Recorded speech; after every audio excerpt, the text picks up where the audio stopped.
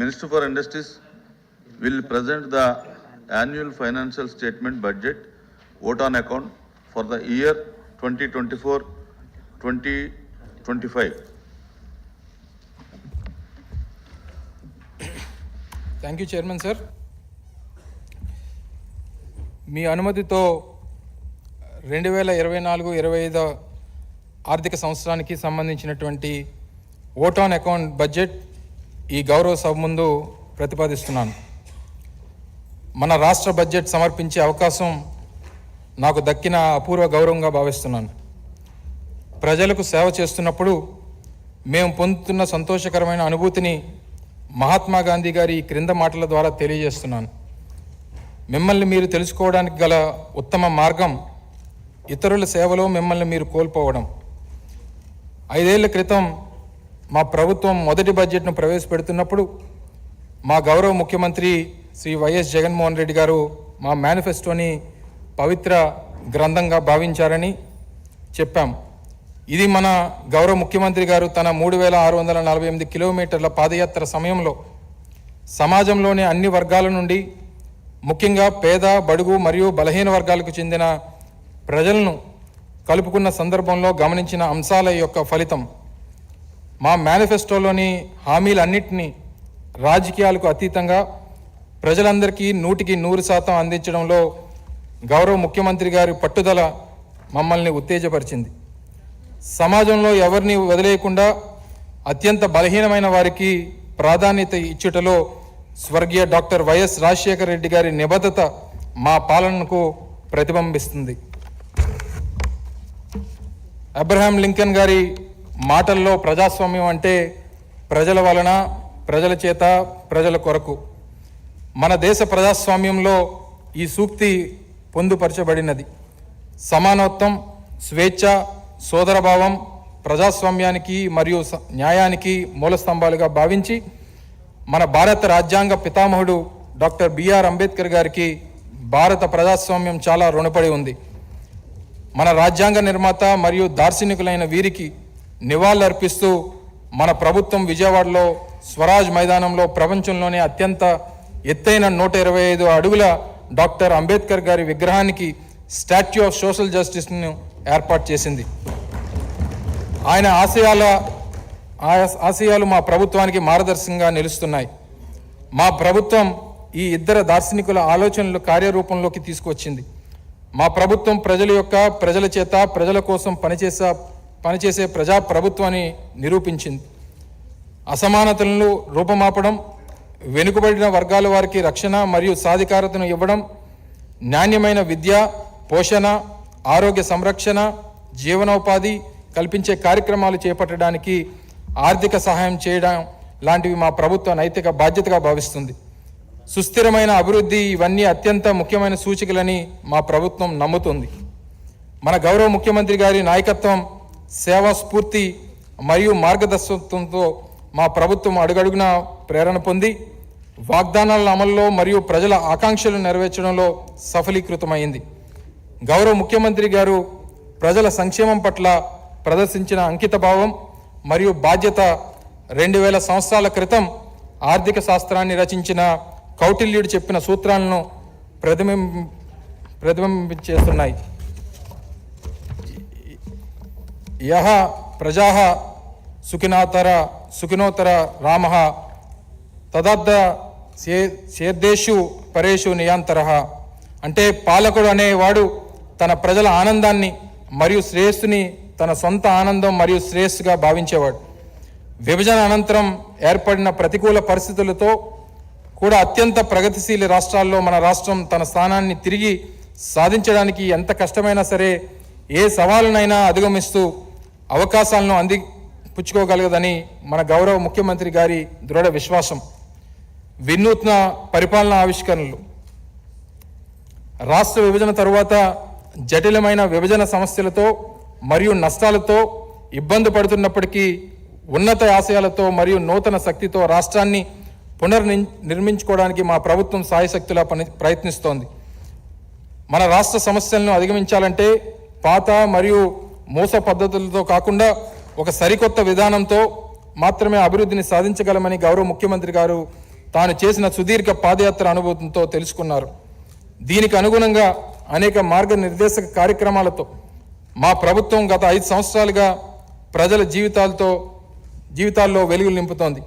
మా ప్రభుత్వం ప్రవేశపెట్టిన నవరత్నాలను, మేనిఫెస్టోలోని ఇతర పథకాలు మరియు అమలు చేస్తున్న వివిధ వినూత్న కార్యక్రమాలు సుస్థిర అభివృద్ధి లక్ష్యాలు అనుగుణంగా ఉన్నాయి. ఈ కార్యక్రమాలు మెరుగైన ఫలితాలు అందించడం వలన ప్రపంచవ్యాప్త మేధావులచే కూడా ప్రశంసలు అందుకుంటున్నాయి. కొత్త ఆలోచనలు, ఆవిష్కరణలు మరియు ఇంతకుముందు ఎన్నడూ లేని విధానాలు కనీవిని ఎరుగని రీతిలో అమలుపరచడం వలన తక్కువ సమయంలోనే మా ప్రభుత్వం సంతృప్త స్థాయిలో ప్రజలందరికీ జీవితాల్లో గణనీయమైన మార్పు తీసుకురాగలిగింది. ప్రముఖ ఆర్థికవేత్త జేఎం కీన్స్ మాటలలో ప్రభుత్వానికి ముఖ్యమైన బాధ్యత ఏమిటంటే ఇతరులు ఇప్పటికే చేస్తున్న పనులు చేయడం లేదా అవే పనులు కొంచెం మెరుగ్గా లేదా అధ్వానంగా చేయడం కాదు, కానీ ఇప్పటి వరకు అసలు ఎవరూ చేయని పనులు చేయడం. మా ప్రభుత్వం యొక్క కొన్ని ముఖ్యమైన వినూత్న కార్యక్రమాలు ప్రభావం మరియు వాటి సత్ఫలితాలను గౌరవ సభకి తెలియజేస్తున్నాను. సుపరిపాలిత ఆంధ్ర, పాలనా వికేంద్రీకరణ, గడప వద్దకే ప్రభుత్వం. ప్రజల సాధికారత మరియు వికేంద్రీకరణలు సుపరిపాలన మరియు అభివృద్ధికి అత్యంత ముఖ్యమైనవి. వీటిని ప్రజల చెంతకు తీసుకొని వెళ్లే దిశగా మా ప్రభుత్వం అనేక చర్యలు చేపట్టింది.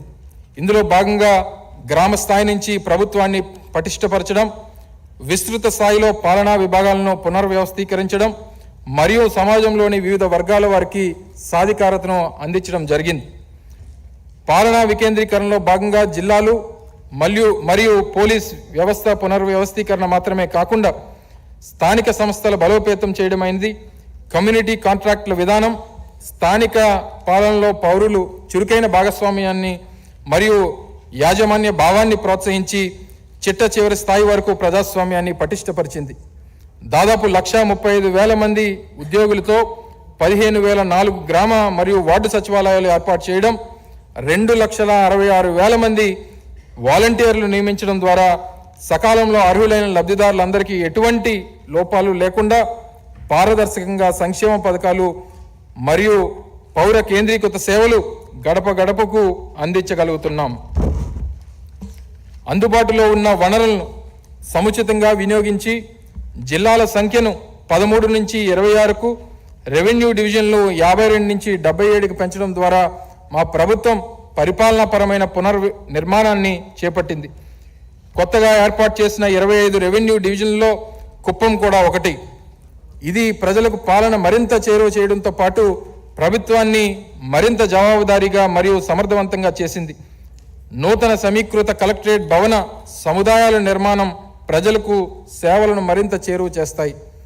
పౌరుల రక్షణ మరియు భద్రతను పెంపొందించడానికి మా ప్రభుత్వం పునర్వ్యవస్థీకరణలో భాగంగా అవసరమైన చోట కొత్త పోలీస్ సబ్ డివిజన్లు మరియు పోలీస్ స్టేషన్లు ఏర్పాటు చేసింది. ఉదాహరణకు Kuppam police sub division 6 police స్టేషన్ల పరిధిలో ఏర్పాటు చేయడం జరిగింది.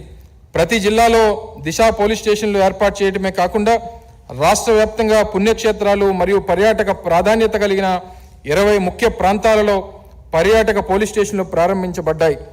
భద్రత మౌలిక సదుపాయాలు పెంచడం ద్వారా ప్రజా భద్రత మరింత మెరుగుపడింది. గడప గడపకు మన ప్రభుత్వం అనే కార్యక్రమం ద్వారా ప్రజాప్రతినిధులు పౌరుల నుండి నేరుగా ప్రాథమిక సౌకర్యాలను మరియు మౌలిక సదుపాయాలు అవసరాలను తెలుసుకొని వాటిని సమకూర్చడం ద్వారా బాధ్యతాయుతమైన పాలనను అందిస్తున్నారు.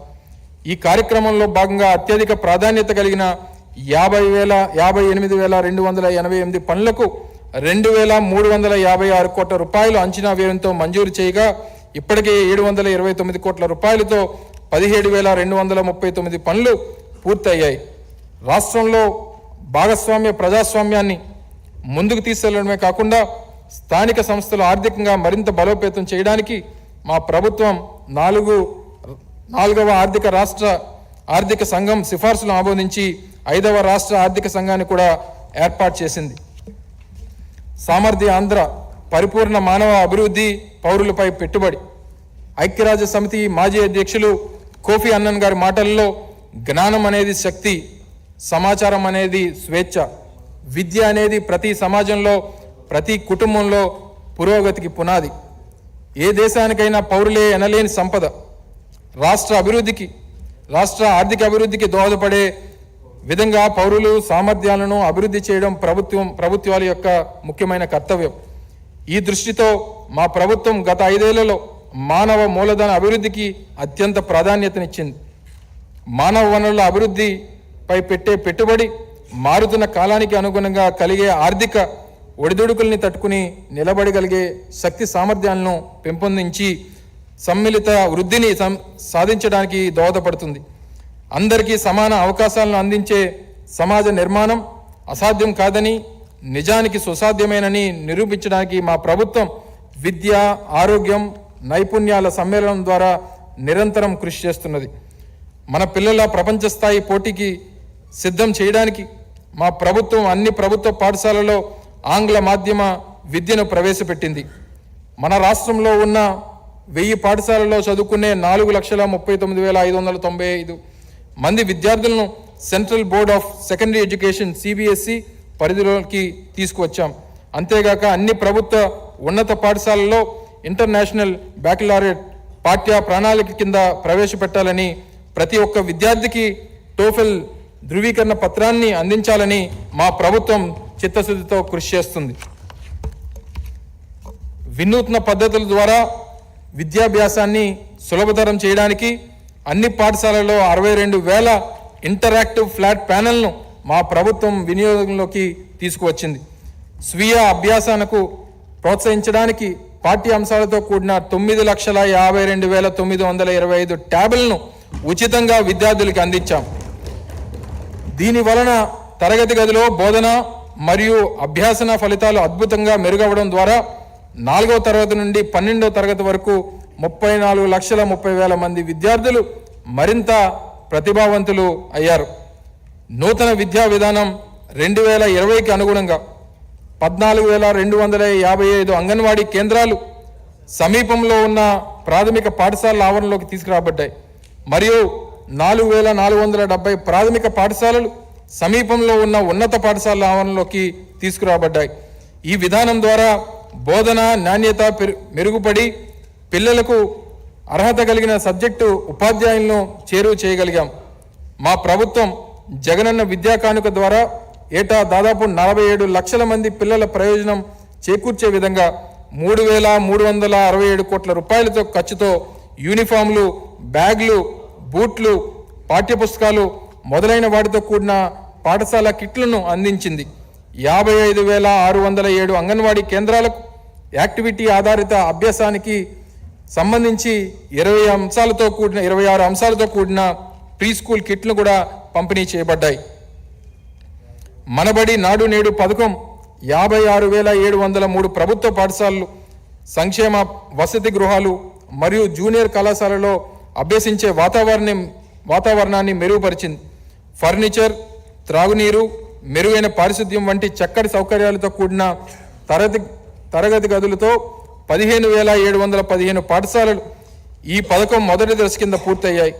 రెండవ దశ కింద 22,344 పాఠశాలలో ఇప్పటి వరకు 7,163 కోట్ల రూపాయలను ఖర్చు చేశారు. ఈ పథకం వలన 99.81% పాఠశాలలో కనీస మౌలిక సదుపాయాలను అందించగలిగాము. 43 లక్షల కంటే ఎక్కువ మంది విద్యార్థులు రుచికరమైన మరియు నాణ్యమైన ఆహారాన్ని అందించడానికి జగనన్న గోరుముద్ద పథకం ద్వారా మధ్యాహ్న భోజన పునరుద్ధరించబడింది.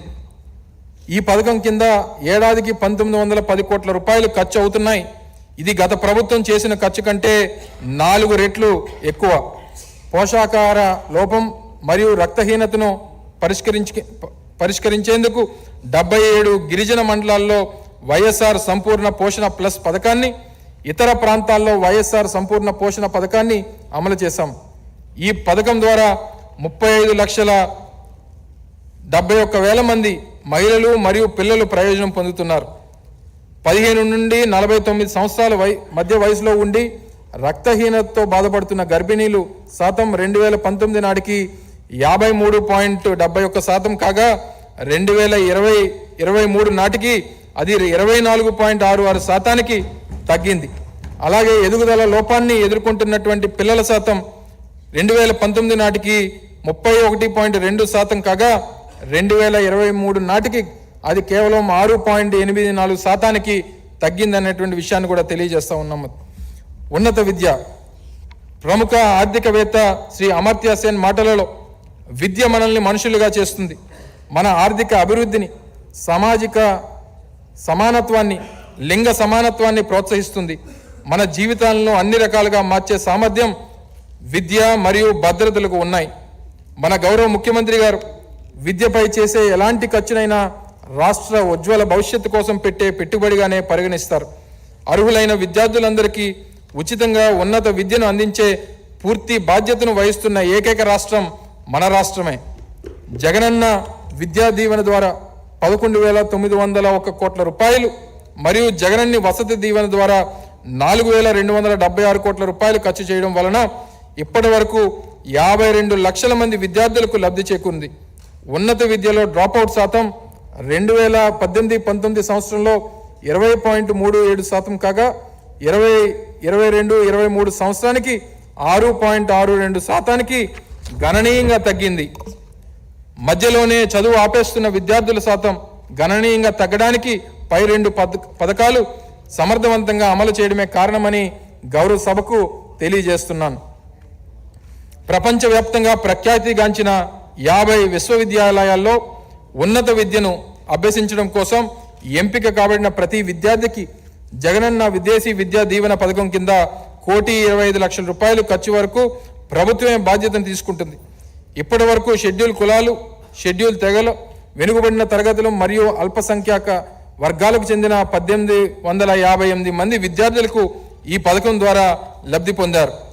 రాష్ట్ర వ్యాప్తంగా 1,95,000 కంటే ఎక్కువ మంది గ్రాడ్యుయేట్లు స్వల్పకాలిక ఇంటర్న్షిప్ పూర్తి చేయగా వీరిలో చాలామంది Microsoft, sales force, AWS, follow Alto, blue prism మొదలగు బహుళజాతి కంపెనీల్లో ప్రస్తుతం పనిచేస్తున్నారు. దేశంలోనే తొలిసారిగా మన రాష్ట్రంలోని ప్రైవేట్ విశ్వవిద్యాలయాల్లో వైద్య మరియు దంత వైద్య కోర్సులు 50% కోటాను, మిగతా అన్ని కోర్సులలో 35% కోటాను ప్రభుత్వ కోటాగా మా ప్రభుత్వం కేటాయించింది.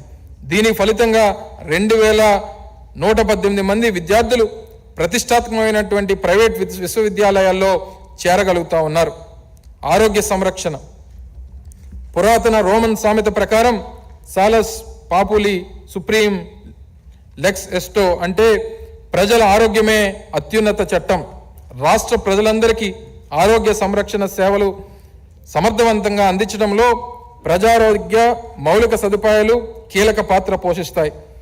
ఆరోగ్య రంగంలో నాడు నేడు పథకాన్ని అమలు చేయడం ద్వారా మా ప్రభుత్వం ఉప ఆరోగ్య కేంద్రాల నుండి మొదలుకొని బోధన ఆసుపత్రుల వరకు 16,852 కోట్ల రూపాయలను ఖర్చు చేసి ప్రజలకు నాణ్యమైన ఆరోగ్య సేవలు అందిస్తున్నాం.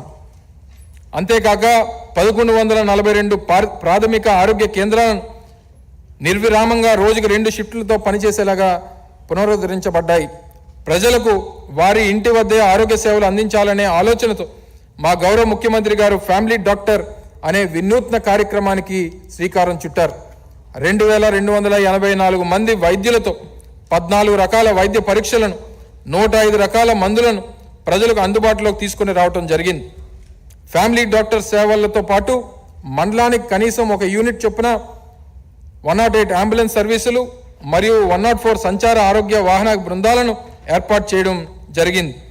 డాక్టర్ వైఎస్ఆర్ ఆరోగ్యశ్రీ పథకాన్ని మరింత ఎక్కువ మందికి చేరువ చేసే ఆలోచనతో కుటుంబ ఆదాయ అర్హత పరిమితిని 2,50,000 రూపాయల నుండి 5 లక్షల రూపాయలకు వరకు పెంచడం, సంవత్సరానికి 25 లక్షల రూపాయల వరకు నగదు రహిత వైద్య సేవలను అందించడం జరుగుతుంది.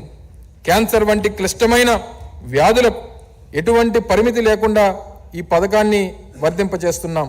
అలాగే ఆరోగ్యశ్రీ పరిధిని 1,059 వ్యాధుల సంఖ్య నుండి 3,257 వ్యాధులకు పెంచుతూ హైదరాబాద్, చెన్నై మరియు బెంగళూరు వంటి నగరాలకు కూడా విస్తరించడం జరిగింది.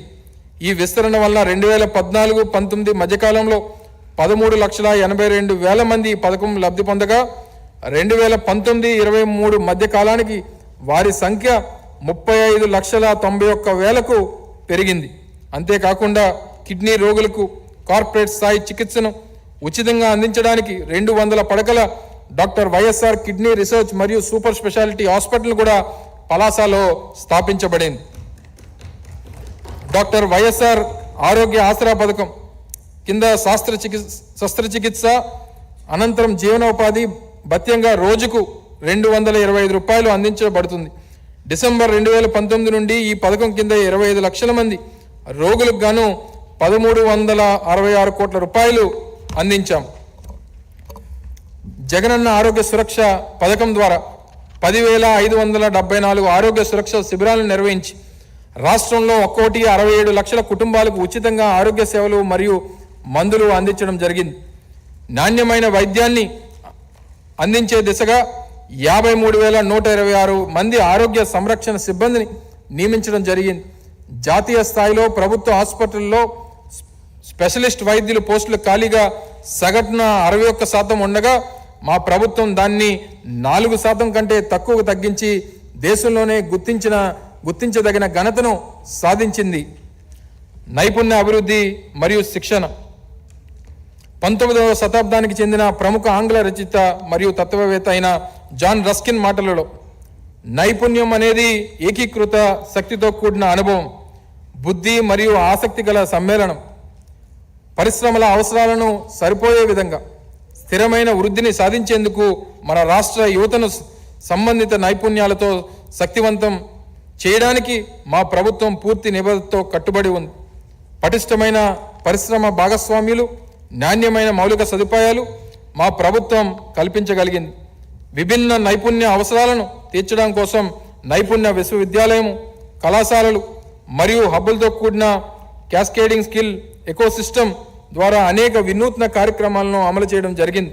ఇప్పటి వరకు అసెంబ్లీ నియోజకవర్గ స్థాయిలో 172 స్కిల్ హబ్లు మరియు పార్లమెంట్ నియోజకవర్గ స్థాయిలో 27 స్కిల్ కాలేజీలు స్థాపించడం ద్వారా 2023-24 ఆర్థిక సంవత్సరంలో 21 రంగాల్లో 106,000 మంది అభ్యర్థులకు శిక్షణ ఇవ్వగా వీరిలో 95% మంది ఉద్యోగ అవకాశాలు పొందారు.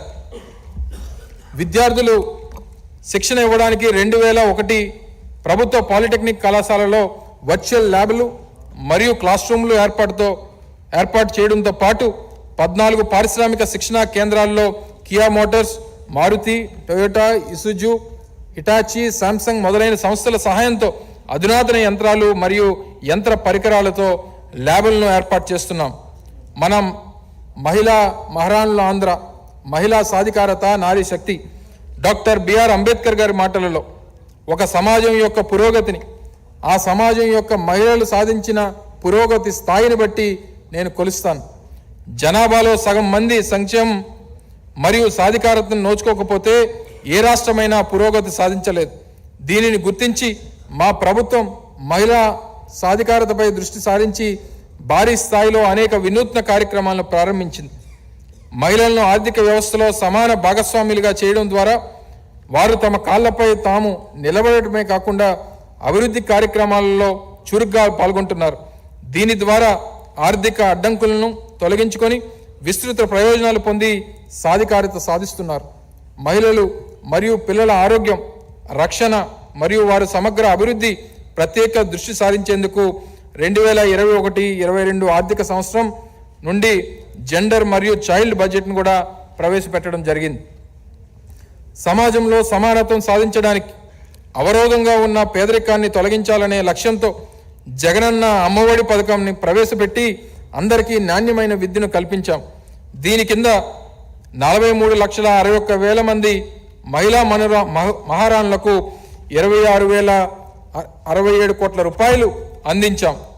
ఈ పథకం వలన 1వ తరగతి నుండి ఇంటర్మీడియట్ వరకు 83 లక్షల మంది విద్యార్థులకు ప్రయోజనం కలిగింది. దీని ఫలితంగా ప్రాథమిక విద్య బడిలో చేరు విద్యార్థులు నికర నమోద నిష్పత్తి 2019 సంవత్సరంలో 87.8% ఉండగా 2023 సంవత్సరం నాటికి 98.73% పెరిగినది. ఉన్నత మాధ్యమిక విద్యలో స్థూల నమోదు నిష్పత్తి 2019 సంవత్సరంలో 46.88% ఉండగా 2023 సంవత్సరం నాటికి అది 79.69% పెరిగిందని చెప్పి తెలియజేస్తా ఉన్నాం. రాష్ట్రంలో స్వయం సహాయక బృందాలకు సరైన మద్దతు ఇవ్వడంలో గత ప్రభుత్వం వైఫల్యం చెందడంలో వలన వీరు అప్పుల ఊబిలో కూరుకొని ఆర్థిక పతనావస్థకి చేరుకున్నారు. మా ప్రభుత్వం మేనిఫెస్టోలోని వాగ్దానానికి కట్టుబడి ఏప్రిల్ 11, 2019 సంవత్సరం నాటికి ఉన్న స్వయం సహాయక బృందాల యొక్క బకాయిలను తిరిగి చెల్లించడానికి వైఎస్ఆర్ ఆసరా పథకాన్ని అమలు చేసింది. 2019 సంవత్సరం నుండి 7,98,000 స్వయం సహాయక సంఘాలలోని 78,94,000 మంది మహిళా మహారాణులకు ఉపశమనం కల్పిస్తూ వైఎస్ఆర్ ఆసరా కింద 25,571 కోట్ల రూపాయలు తిరిగి చెల్లించడం జరిగింది. మా ప్రభుత్వం వైఎస్ఆర్ సున్నా వడ్డీ పథకం కింద గత ప్రభుత్వ హయాంలో మనుగడ కోల్పోయిన స్వయం సహాయక బృందాలను క్రియాశీలకంగా చేయడానికి మహిళా మహారాణులకు 4,969 కోట్ల రూపాయలను పంపిణీ చేసింది. ఫలితంగా 18.36% ఉన్న మొండి బకాయిలు గణనీయంగా తగ్గి దేశంలోనే అతి తక్కువ స్థాయికి 0.17% చేరాయి. వైఎస్ఆర్ చేయూత పథకం ద్వారా 26 లక్షల మంది మహిళా మహారాణులకు ఆర్థిక కార్యకలాపాలు చేపట్టేందుకు మరియు వారి జీవనోపాధికి భద్రత కల్పించడానికి 14,129 కోట్ల రూపాయలు చెల్లించడం జరిగింది. జగనన్న వల్ల పాల వెలువ పథకం కింద 3,60,000 మంది మహిళా మహారాణులకు డైరీ ద్వారా ఆర్థిక ఆదాయాన్ని పెంపొందేందుకు వీలుగా 2,697 కోట్ల రూపాయలను ఖర్చు చేయడం జరిగింది. స్త్రీల మరియు పిల్లల భద్రత పెంపొందించడం కోసం దిశ మొబైల్ యాప్ను, దిశ పెట్రోల్ వాహనములు మరియు 26 దిశ పోలీస్ స్టేషన్లు ప్రారంభించాం. 1 కోటికి పైగా వినియోగదారులు దిశ మొబైల్ యాప్ను డౌన్లోడ్ చేసుకున్నారు. అన్నపూర్ణాంధ్ర ప్రతిఫల మరియు సుస్థిర వ్యవసాయం రైతే రాజు. డిడి ఐజనోవర్ అమెరికన్ ప్రెసిడెంట్ 34వ అమెరికన్ అధ్యక్షుడు చెప్పినటువంటి మాటల్లో, మీరు మొక్కజొన్న చేనుకు 1000 మైళ్ళ దూరంలో ఉండి మీ చేతిలో ఉన్న పెన్సిల్ను నాగలుగా భావిస్తే వ్యవసాయం చాలా సులభంగా కనిపిస్తుంది. రైతుల జీవనోపాధి బలోపేతం చేయడానికి వ్యవసాయ రంగంలో గణనీయమైన ఉత్పత్తిని సాధించి రైతుల ఆదాయాన్ని పెంచి వారి జీవన ప్రమాణాలను స్థాయిలను మెరుగుపరచడానికి మా ప్రభుత్వం ఒక సమగ్ర వ్యూహాన్ని రూపొందించింది. దీనిలో భాగంగా ధరల స్థిరీకరణ నిధి, పంట బీమా, ఇన్పుట్ సబ్సిడీ మొదలైన చర్యలు ద్వారా రైతులకు ఆర్థిక సహాయం అందించాం. వ్యవసాయానికి స్థిరమైన మరియు సురక్షితమైన వాతావరణాన్ని కల్పించడం జరిగింది. మా ప్రభుత్వం 2019 సంవత్సరం నుండి doctor YSR Rythu Bharosa, PM Kisan పథకం కింద ప్రత్యక్ష నగదు బదిలీ ద్వారా 1,60,000 కౌలుదారులు మరియు 93,000 అటవీ భూములు సాగు రైతులతో సహా మొత్తం 53,53,000 మంది రైతుల ఖాతాలకు 33,300 కోట్ల రూపాయలను జమ చేసింది. కౌలు రైతులు మరియు అటవీ భూముల సాగుదారులకు 13,500 రూపాయలు ఆర్థిక సహాయాన్ని పూర్తిగా మా ప్రభుత్వమే అందిస్తోంది. డాక్టర్ వైఎస్ఆర్ ఉచిత పంటల బీమా క్రింద మా ప్రభుత్వం 54,55,000 మంది రైతుల ఖాతాలకు 7,802 కోట్ల రూపాయలు బీమా మొత్తాన్ని అందించగా, గత ప్రభుత్వం కేవలం 30,85,000 మంది రైతులకు 3,411 కోట్ల రూపాయలు మాత్రమే అందించింది. మా ప్రభుత్వం డాక్టర్ వైఎస్ఆర్ సున్నా వడ్డీ పంట రుణాల క్రింద 2019 సంవత్సరం ఖరీఫ్ కాలం నుండి గత ప్రభుత్వం బకాయిలతో సహా 73,88,000 మంది రైతుల బ్యాంక్ ఖాతాలకు 1,835 కోట్ల రూపాయలు జమ చేసింది. రైతులకు వారి ఇంటి వద్దకే సేవలను అందించడానికి 10,778 డాక్టర్ వైఎస్ఆర్ రైతు భరోసా కేంద్రాలు వన్ స్టాప్ సెంటర్లుగా స్థాపించబడ్డాయి. ఇవి ఆదర్శవంతంగా పనిచేస్తూ ఇతరులు కూడా అనుసరించడానికి మార్గదర్శకంగా ఉన్నాయని నీతి ఆయోగ్చే ప్రశంసించబడ్డాయి. మా ప్రభుత్వం 19 లక్షల పైగా ఉన్న వ్యవసాయ విద్యుత్ కనెక్షన్లు, కోతలు లేని రోజువారీ 9 గంటల 9 గంటల నిరంతర ఉచిత విద్యుత్ సదుపాయం కల్పించింది. 2019 సంవత్సరం నుండి ఇప్పటి వరకు ఉచిత వ్యవసాయ విద్యుత్పై 37,374 కోట్ల రూపాయలు సబ్సిడీని అందించింది. కనీస మద్దతు ధర కంటే తక్కువ ధరకు విక్రయించే రైతుల కోసం 3,000 కోట్ల రూపాయలతో ధరల స్థిరీకరణ నిధిని ఏర్పాటు చేశాం. మా ప్రభుత్వం ఇన్పుట్ సబ్సిడీ కింద పంట నష్టపోయిన 22,85,000 మంది రైతుల తక్షణ సాయంగా 1,977 కోట్ల రూపాయలు ఇప్పటి వరకు అందించింది. మరో 1,200 కోట్ల రూపాయలు ఈ నెలలో అందించబోతున్నాం. మా ప్రభుత్వం 127 కొత్త వైఎస్ఆర్ వ్యవసాయ పరీక్షా కేంద్రాలను ఏర్పాటు చేసింది. వ్యవసాయ మౌలిక సదుపాయాలు నిధి ద్వారా పంట కోత అనంతరం మౌలిక సదుపాయాలను కల్పించారు. వైఎస్ఆర్ యంత్ర సేవా పథకం కింద వ్యవసాయ యంత్రాలను అందజేయడమే కాకుండా రైతులు మరియు గ్రామ యువతకు డ్రోన్ పైలట్ శిక్షణ కూడా అందించారు.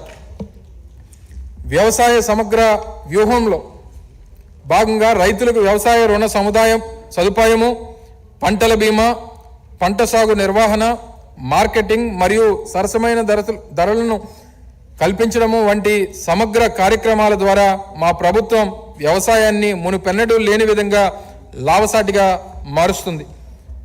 ఉద్యానవన రంగం.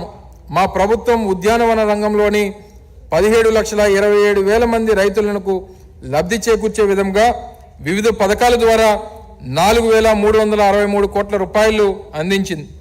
ఉద్యానవన రంగాన్ని బలోపేతం చేయడానికి 2,356 మంది గ్రామస్థాయి ఉద్యానవన సహాయకులను రైతు భరోసా కేంద్రాల్లో నియమించాం. రైతులు తాము పండించిన పంటలను గిట్టుబాటు ధర అమ్ముకునేదాకా పంటను నిల్వ చేసుకోవడానికి, తద్వారా పంట అనంతర నష్టాలను నివారించడానికి 2,44,000 మెట్రిక్ టన్నుల అదనపు నిల్వ సామర్థ్యంతో 462 వ్యవసాయ ఉత్పత్తుల సేకరణ కేంద్రాలు, 84 సౌర శీతల గిడ్డంగులు, 2,905 ప్యాక్ హౌస్లు ఏర్పాటు చేయడం అయినది. పశుసంవర్ధక, పాడి మరియు మత్స్య పరిశ్రమ అభివృద్ధి. జగనన్న పాలవెల్లు పథకం పాడి రైతులకు లీటర్కు 5 రూపాయల నుండి 20 రూపాయల వరకు అధిక ధరలను పొందేందుకు సహాయపడింది.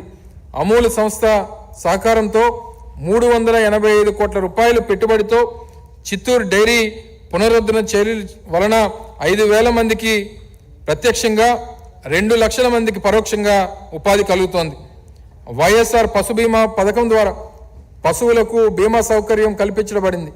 డాక్టర్ వైఎస్ఆర్ సంచార పశు ఆరోగ్య సేవ ద్వారా 340 సంచార పశు వైద్యశాలలు సేవలను రైతులకు వారి ఇంటి వద్దకే అందజేయడం జరుగుతుంది.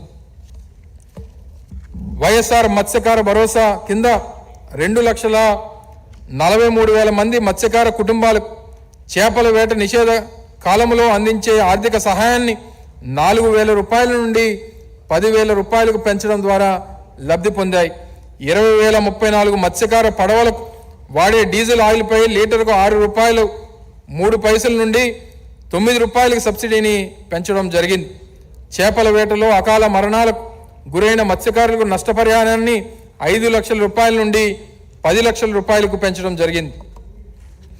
మత్స్యకారులు సముద్రం మీద చేపల వేటను సులభతరం చేయడానికి మా ప్రభుత్వం అంతర్జాతీయ ప్రమాణాల ప్రకారం 10 ఫిషింగ్ హార్బర్ల నిర్మాణం చేపట్టింది. గ్రామ స్థాయిలో ఆక్వా రైతులు ఉపయోగించే పనిముట్లు, పరీక్షించే సౌకర్యాలను అందించడానికి మా ప్రభుత్వం 35 సమీకృత మత్స్య సంపద ప్రయోగశాలలు ఏర్పాటు చేసింది. చేపలు, రొయ్యలను సమర్థవంతంగా మార్కెటింగ్ చేయడం కోసం 2,000 ఫిష్ ఆంధ్ర రిటైల్ దుకాణాలను స్థాపించబడ్డాయి. ఇవి 26 ఆక్వా హబ్బులకు అనుసంధానించబడ్డాయి. మత్స్య సంపద ఉత్పత్తి ప్రోత్సహించి దాని నియంత్రణ మరియు పర్యవేక్షణ కొరకు ఆంధ్రప్రదేశ్ రాష్ట్ర మత్స్య సంపద అభివృద్ధి సంస్థ స్థాపించబడింది. పశ్చిమ గోదావరి జిల్లాలో ఏర్పాటు చేసిన ఫిషరీ సైన్స్ విశ్వవిద్యాలయం ఏప్రిల్ 1, 2022 నుంచి పనిచేస్తుంది. మా ప్రభుత్వం 2,12,000 హెక్టార్ల విస్తీర్ణం ఆక్వాకల్చర్ క్రిందకు తీసుకురావడం ద్వారా 16,05,000 మందికి కొత్తగా జీవనోపాధి అవకాశాలు కల్పించి మన రాష్ట్రాన్ని దేశం యొక్క ఆక్వా హబ్గా తీర్చిదిద్దింది. సంక్షేమ ఆంధ్ర. దృఢమైన సామాజిక భద్రతా వలయం, పేదరికంపై యుద్ధం. ఫ్రాంక్లిన్ డి రూజ్వెల్ట్ 32వ యుఎస్ ప్రెసిడెంట్ చెప్పినటువంటి మాటలలో మన పురోగతికి పరీక్ష ఉన్న వాళ్ళ సంపదను మరింత పెంచామా అని కాదు, లేని వాళ్లకు తగినంత అందించామా అని. ఆర్థికంగా మరియు సామాజికంగా వెనుకబడిన వారిని వారి అవసరాలను తీర్చడానికి మా ప్రభుత్వం ఒక బలమైన సామాజిక భద్రతా వలయాన్ని రూపొందించింది. దీనిలో భాగంగా ఇంటి స్థలాల కేటాయింపు, ఇంటి నిర్మాణము, సంక్షేమ పెన్షన్లు, ప్రజా పంపిణీ వ్యవస్థ ద్వారా రేషన్ ఇంటింటికి పంపిణీ చేయడం వంటి వివిధ పథకాల ద్వారా ఆర్థిక మద్దతును అందిస్తుంది. ఈ కృషి పేదరికాన్ని దాని మూలాల నుండి నిర్మూలించాలనే నిబద్ధతను నొక్కి చెబుతుంది. ప్రతి వ్యక్తి వారి ఆర్థిక స్థితిలో సంబంధం లేకుండా గౌరవప్రదమైన మరియు సురక్షితమైన జీవితానికి గడపడానికి మా ప్రభుత్వం సహకారాన్ని అందిస్తుంది. గృహరంగము గత ప్రభుత్వం తన 5 ఏళ్ల కాలంలో 4,63,697 ఇళ్ల పట్టాలు పంపిణీ చేయగా మా ప్రభుత్వం 2019వ సంవత్సరం నుండి 1,53,000 కోట్ల రూపాయలు విలువ గల 30,65,315 ఇళ్ల పట్టాలు పంపిణీ చేసింది. పేదలందరికీ ఇళ్ల పథకం కింద మా ప్రభుత్వం ప్రతి లబ్ధిదారునికి ఇంటి ఖర్చుకు 1,80,000 రూపాయలు ఇవ్వడమే కాకుండా మౌలిక సదుపాయాల కల్పనకు ఒక్కో ఇంటికి 6,90,000 రూపాయలు కేటాయించి ఫలితంగా గృహ నిర్మాణ పనుల్లో వేగం పుంజుకుంటుంది. ఈ పథకం కింద 22 లక్షల ఇళ్లు కేటాయించగా దాదాపు 9 లక్షల ఇళ్లు పూర్తయ్యాయి. మిగిలిన ఇళ్లను 2024 డిసెంబర్ నాటికి పూర్తి చేయాలని చెప్పి లక్ష్యంగా పెట్టుకున్నాం. మా ప్రభుత్వం 32,909 కోట్ల రూపాయలు అంచనా వ్యయంతో వైఎస్ఆర్ జగనన్న కాలనీలు, తాగునీటి సరఫరా, విద్యుత్, రోడ్లు మొదలైన మౌలిక సదుపాయాలు కల్పించి ఆదర్శ గ్రామాలుగా అభివృద్ధి చేస్తుంది. వైఎస్ఆర్ జగనన్న కాలనీల్లో ఇప్పటి వరకు 1,62,538 మంది లబ్ధిదారులు నివాసం ఉంటున్నారు. సంక్షేమం, ప్రత్యక్ష నగదు బదిలీ, ఎలాంటి వివక్ష లేకుండా అన్ని సంక్షేమ పథకాలు అర్హులందరికీ అందాలనే ప్రభుత్వ నినాదానికి అనుగుణంగా ఎలాంటి అవకతవకలు లేకుండా ప్రయోజనాలు అందేలా చూడాలనే ఉద్దేశంతో ప్రభుత్వం గ్రామ వార్డు సచివాలయాలు, వాలంటీర్ల ద్వారా ప్రత్యక్ష నగదు బదిలీ పథకం విధానంలో అమలు చేస్తుంది. కులం, మతం మరియు ఇతర అంశాలతో సంబంధం లేకుండా ప్రయోజనాలు అందరికీ చేరేలా చేస్తుంది. ప్రత్యక్ష నగదు బదిలీ పథకం మరియు సంక్షేమ కార్యక్రమాల వలన కోవిడ్-19 మహమ్మారి సమయంలో కలిగిన ఆర్థిక ఇబ్బందుల నుండి ప్రజలకు భరోసానిచ్చి రక్షణ కల్పించాం. ప్రభుత్వ దార్శనికతకు సాకారం చేసి దేశానికే ఆదర్శంగా నిలిపేందుకు నిస్వార్థంగా అవిశ్రాంతంగా పనిచేసిన గ్రామ వార్డు సచివాలయాల సిబ్బందికి, వాలంటీర్లకు ఈ సందర్భంగా కృతజ్ఞతలు తెలియజేస్తున్నాను. పైన చెప్పిన అంశాలకు సంబంధించి 2019-20 ఆర్థిక సంవత్సరం నుండి 2023-24 ఆర్థిక సంవత్సరం వరకు మా ప్రభుత్వం ప్రత్యక్ష నగదు బదిలీ పథకం ద్వారా 2,53,000 కోట్ల రూపాయలను, ఇతర పథకాల ద్వారా 1,68,000 కోట్ల రూపాయలను బదిలీ చేశాం. ఈ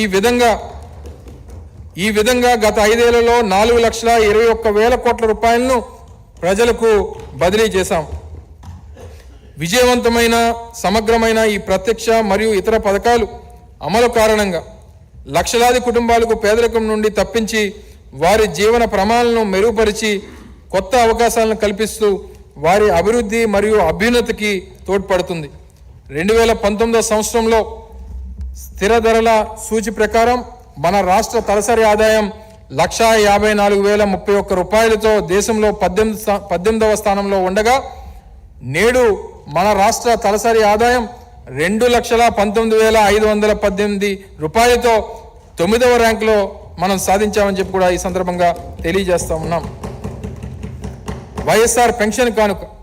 మా ప్రభుత్వం వైఎస్ఆర్ పెన్షన్ కానుక పథకం లబ్ధిదారుల అర్హత వయసును 60 సంవత్సరాల నుండి 60 సంవత్సరాలకు తగ్గించి సంతృప్త స్థాయిలో అమలు చేస్తుంది. ఈ పథకం కింద పెన్షన్ మొత్తం జనవరి 1, 2024 నుండి నెలకు 3,000 రూపాయలకు మరియు ఆరోగ్య పెన్షన్లు నెలకు 10,000 రూపాయలకు పెంచబడ్డాయి. 2019 సంవత్సరంలో ఈ పెన్షన్ల పంపిణీ మొత్తం నెలకు 1,385 కోట్ల రూపాయలు ఉండగా 2024 సంవత్సరం జనవరి నెల నాటికి 1,968 కోట్ల రూపాయలకు పెంచి పంపిణీ చేయబడింది. 2019 సంవత్సరం నుండి మా ప్రభుత్వం 66,35,000 మంది లబ్ధిదారులకు వైఎస్ఆర్ పెన్షన్ కానుక ద్వారా 84,731 కోట్ల రూపాయలను పంపిణీ చేసింది. ప్రజా పంపిణీ వ్యవస్థ. మా ప్రభుత్వం ప్రజా పంపిణీ వస్తువును ప్రజల ఇంటి ముంగిటికే సరఫరా చేయాలనే ఉద్దేశంతో 9,260 సంచార పంపిణీ వాహనాలను ప్రవేశపెట్టింది. ఇది వృద్ధులు, వికలాంగులు మరియు వేతన కార్మికులు ఎదుర్కొంటున్న కష్టాలను తొలగించి సంచార పంపిణీ వాహనాలు యజమానులైన షెడ్యూల్ కులాలు, షెడ్యూల్ తెగల బలహీన వర్గాల మరియు అల్పసంఖ్యాక వర్గాలకు చెందిన వారికి ఇది లాభదాయకమైన ఉపాధిని కూడా అందించింది. మా ప్రభుత్వం 2019-23 సంవత్సరాల మధ్యలో చేసిన వ్యయమును 29,628 కోట్ల రూపాయలు కాగా 2014-19 సంవత్సరాల మధ్య కాలంలో బియ్యం సబ్సిడీ కింద చేసే వ్యయము కేవలం 14,256 కోట్ల రూపాయలు మాత్రమే. కుటుంబంలో సంపాదించే కుటుంబ పెద్ద దురదృష్టవశాత్తు మరణిస్తే ఆ పేద కుటుంబాన్ని ఆదుకోవాలనే ఉద్దేశంతో గౌరవ ముఖ్యమంత్రి గారు వైఎస్ఆర్ బీమా పథకాన్ని ప్రారంభించారు. ఈ పథకం కింద 2022-23 ఆర్థిక సంవత్సరం నుండి ఇప్పటి వరకు సహజ మరణం పొందిన 45,000 కుటుంబాలు, ప్రమాదవశాత్తు మరణించిన 4,000 కంటే ఎక్కువ కుటుంబాలకు 650 కోట్ల రూపాయలు సహకారం అందింది. కాపు, కమ్మ, రెడ్డి, బ్రాహ్మణ, ఆర్యవైశ్య, క్షత్రియ కులాల్లో ఆర్థికంగా వెనుకబడిన వారి సర్వతోముఖ అభివృద్ధిపై దృష్టి సారించేందుకు మా ప్రభుత్వం ఈ వర్గాల వారి సంక్షేమానికి ఒక ప్రత్యేక విభాగాన్ని ఏర్పాటు చేసింది. ఈ శాఖ కింద 2019-24 సంవత్సరాల మధ్య కాలంలో 1,15,00,000 మంది లబ్ధిదారులకు 36,321 కోట్ల రూపాయలను ఖర్చు చేయడం జరిగింది. వైఎస్ఆర్ కళ్యాణమస్తు మరియు వైఎస్ఆర్ షాదీ తోఫా పథకాల కింద షెడ్యూల్ కులాలు, షెడ్యూల్ తెగల, వెనుకబడిన తరగతులు, వికలాంగులు మరియు ముస్లింలకు చెందిన 46,329 మంది లబ్ధిదారులకు 350 కోట్ల రూపాయలకు పైగా పంపిణీ చేశాం. వైఎస్ఆర్ ఈబీసీ నేస్తం పథకం కింద అగ్ర కులాలలో ఆర్థికంగా వెనుకబడిన రెడ్డి, కమ్మ, ఆర్యవైశ్య, బ్రాహ్మణ, క్షత్రియ, వెలమ మొదలైన ఓసీ వర్గాలలో ఆర్థికంగా వెనుకబడిన 4,39,000 మంది మహిళలకు 1,257 కోట్ల రూపాయలను పంపిణీ చేయడం జరిగింది. వైఎస్ఆర్ కాపు నేస్తం కింద కాపు, బలిజ, తెలగ, ఒంటరి సామాజిక వర్గాలకు చెందిన 3,57,000 మంది మహిళలకు 2,029 కోట్ల రూపాయలను పంపిణీ చేశాం. కాపు సామాజిక వర్గ సంక్షేమానికి మా ప్రభుత్వం ఇప్పటివరకు ప్రత్యక్ష నగదు బదిలీ మరియు ఇతర పథకాల ద్వారా 77 లక్షల మందికి 39,247 కోట్ల రూపాయలను నగదు బదిలీ చేసింది. వైఎస్ఆర్ నేతన్న నేస్తం పథకం కింద 81,783 మంది లబ్ధిదారులకు 983 కోట్ల రూపాయలను పంపిణీ చేశాం. జగనన్న తోడు పథకం కింద 16,73,000 మంది వీధి వ్యాపారులకు, చిన్న వ్యాపారులు మరియు చేతి వృత్తులు వారికి 3,374 కోట్ల రూపాయలు పంపిణీ చేయడం జరిగింది. జగనన్న చేదోడు పథకం కింద రజకులు, నాయి బ్రాహ్మణులు, దర్జీ పనివారులు చెందిన 3,40,000 మంది లబ్ధిదారులకు 12,068 కోట్ల రూపాయలు అందించడం జరిగింది. వైఎస్ఆర్ వాహనమిత్ర పథకం కింద 2,78,000 మంది పైగా టాక్సీ, క్యాబ్ మరియు ఆటో డ్రైవర్లకు 1,305 కోట్ల రూపాయల ఆర్థిక సాయాన్ని అందించాం. వైఎస్ఆర్ లా నేస్తం కింద 6,069 మంది జూనియర్ న్యాయవాదులకు 3 సంవత్సరాల నుండి నెలకు 5,000 రూపాయలు చొప్పున భృతిని అందిస్తున్నాం. జాతీయ గ్రామీణ ఉపాధి హామీ పథకం కింద 2023 సంవత్సరం డిసెంబర్ నెల చివరి వరకు 2,141 లక్షల పని దినములు కల్పించాం. దీని కింద 45 లక్షల కుటుంబాల్లోని 72 లక్షల మందికి వేతన ఉపాధిని అవకాశాలు కల్పించబడి 15 రోజులలో చెల్లింపులు చేయబడ్డాయి. గౌరవ ముఖ్యమంత్రి గారు పాదయాత్ర సందర్భంగా ఇచ్చిన హామీ మేరకు ప్రభుత్వం అగ్రిగోల్డ్ బాధితులకు 883.5 కోట్ల రూపాయలు సాయం అందజేసి వారిని ఆదుకున్నారు. సామాజిక సంక్షేమం, షెడ్యూల్ కులాలకు చెందిన యువత సమగ్ర అభివృద్ధికి నేరుగా నగదు బదిలీ మరియు ప్రధానమైన సంక్షేమ పథకాలు అమలుతో పాటు మా ప్రభుత్వం అనేక కార్యక్రమాలను అమలు చేస్తుంది. ఇందుకు నిదర్శనంగా జేఈఈ మరియు నీట్ వంటి పోటీ పరీక్షల్లో మన రాష్ట్ర సాంఘిక సంక్షేమ వసతి గృహాల పాఠశాల విద్యార్థులు అద్భుతమైన ప్రతిభను ప్రదర్శించారు. 2019 నుండి 23 సంవత్సరాల మధ్యలో ఈ వర్గానికి చెందిన దాదాపు 200 మంది విద్యార్థులు ఐఐటీలు, ఎన్ఐటీలు మరియు ప్రీమియర్ కళాశాలలో ప్రవేశం పొందారు. ఇంతేకాక పూర్తి ఆర్థిక సహాయంతో కెనడీ లూగర్ యూత్ ఎక్స్చేంజ్ కార్యక్రమం మరియు విద్యా కార్యక్రమాల కింద 8 మంది విద్యార్థులు అవకాశాన్ని పొందారు. 2023 సంవత్సరం సెప్టెంబర్ నెలలో సుస్థిర అభివృద్ధి లక్ష్య సాధనకై న్యూయార్క్లో జరిగిన ఐక్యరాజ్య సమితి సమావేశానికి ఈ వర్గానికి చెందిన విద్యార్థి ప్రాతినిధ్యం వహించాడు. గిరిజన సంక్షేమం, గౌరవ ముఖ్యమంత్రి గారి నాయకత్వంలో 2019 సంవత్సరం జూన్ నెల నుండి ఇప్పటి వరకు 2,19,763 ఎకరాలకు గాను 1,29,842 మంది వ్యక్తిగత పట్టాలు, 67,946 ఎకరాలకు గాను 526 కమ్యూనిటీ పట్టాలు ఇవ్వబడ్డాయి. అంతేగాక గిరిజన సంఘాలను బలోపేతం చేయడానికి మరియు వారికి భూమిపై ఉన్న హక్కులను నిర్ధారించడానికి 39,272 ఎకరాలు, 26,287 డీకేటీ పట్టాలు పంపిణీ చేయబడ్డాయి. షెడ్యూల్ తెగల వ్యక్తులు నివసించే గృహాలకు వినియోగించే ఉచిత విద్యుత్తును నెలకు 100 యూనిట్ల నుండి 200 యూనిట్లకు మా ప్రభుత్వం పెంచింది. కాఫీ పంట పండించే గిరిజన రైతులకు ఆదాయ భద్రత కల్పించడానికి మా ప్రభుత్వం ఇప్పటికే ఉన్న కాఫీ తోటల పరిధిని విస్తరింపజేసి పల్పర్లు అందించడానికి ద్వారా కాఫీ నాణ్యతను మెరుగుపరిచే చర్యలను తీసుకొని గిరిజన సహకార సంఘం ద్వారా మార్కెటింగ్ చేసే అవకాశాన్ని సులభతరం చేసింది. బీసీ సంక్షేమం, మా ప్రభుత్వం వెనుకబడిన కులాలకు సంక్షేమం కోసం 56 కొత్త కార్పొరేషన్లు ఏర్పాటు చేసింది. వెనుకబడిన కులాల సంక్షేమం కోసం మా ప్రభుత్వం గత 5 ఏళ్లలో వివిధ కార్యక్రమాలు, పథకాల క్రింద 1,02,00,000 మంది లబ్ధిదారులకి 71,740 కోట్ల రూపాయలను ఖర్చు చేసింది.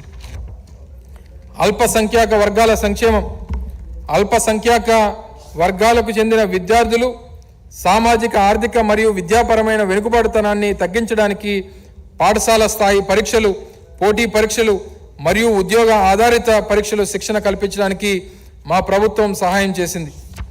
దీని ద్వారా 2023-24 సంవత్సరంలో దాదాపు 5,000 మంది విద్యార్థులు లబ్ధి పొందారు.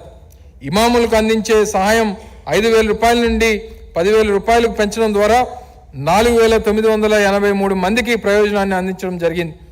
అదేవిధంగా మోజన్లకు ఇచ్చే ఆర్థిక ప్రయోజనాన్ని నెలకు 3,000 రూపాయల నుండి 5,000 రూపాయలకు పెంచి 4,983 మందికి మేలు చేయడం జరిగింది. 8,422 మంది ఫాస్టర్లు ప్రయోజనం చేకూర్చేందుకు 2021-22 ఆర్థిక సంవత్సరం నుండి నెలకు 5,000 రూపాయలు ఆర్థిక సహాయాన్ని అందిస్తున్నాం.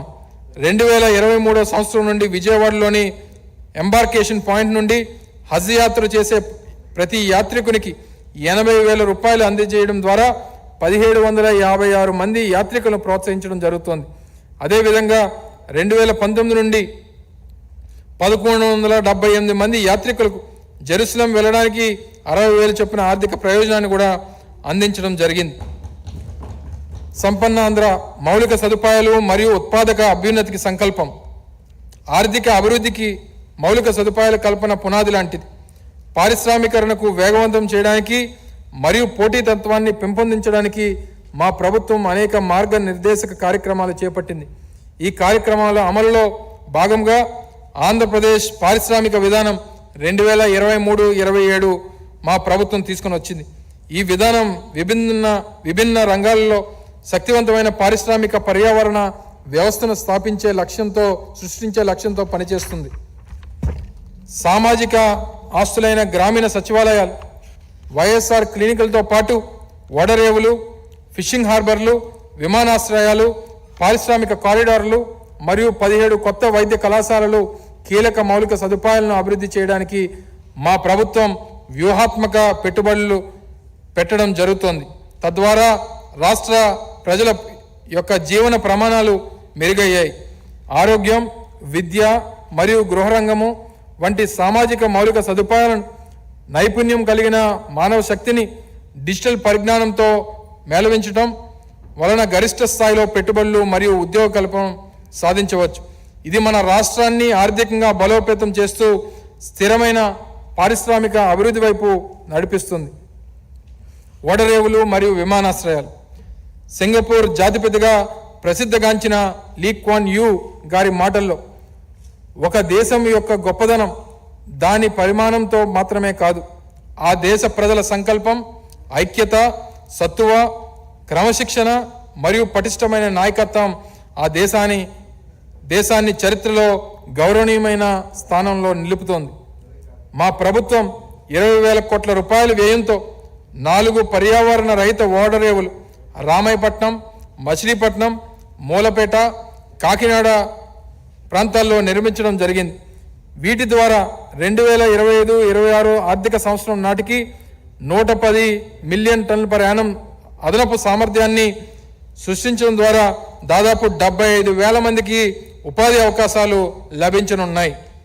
మా ప్రభుత్వం 3,800 కోట్ల రూపాయల వ్యయంతో 10 ఫిషింగ్ హార్బర్లను జువ్వెలదిన్నె, నిజాంపట్నం, మచిలీపట్నం, ఉప్పాడ, బుడగట్లపాలెం, కొత్తపట్నం, ఓడరేవు, బియ్యపుతిప్ప మరియు మచిలీపట్నంలో నిర్మిస్తోంది. వీటికి ద్వారా 9,000 కోట్ల రూపాయలు స్థూల విలువ గల 4,50,000 టన్నుల చేపలు మరియు రొయ్యలు వేట ద్వారా 1,00,000 మందికి ఉపాధి అవకాశాలు కల్పించబడ్డాయి.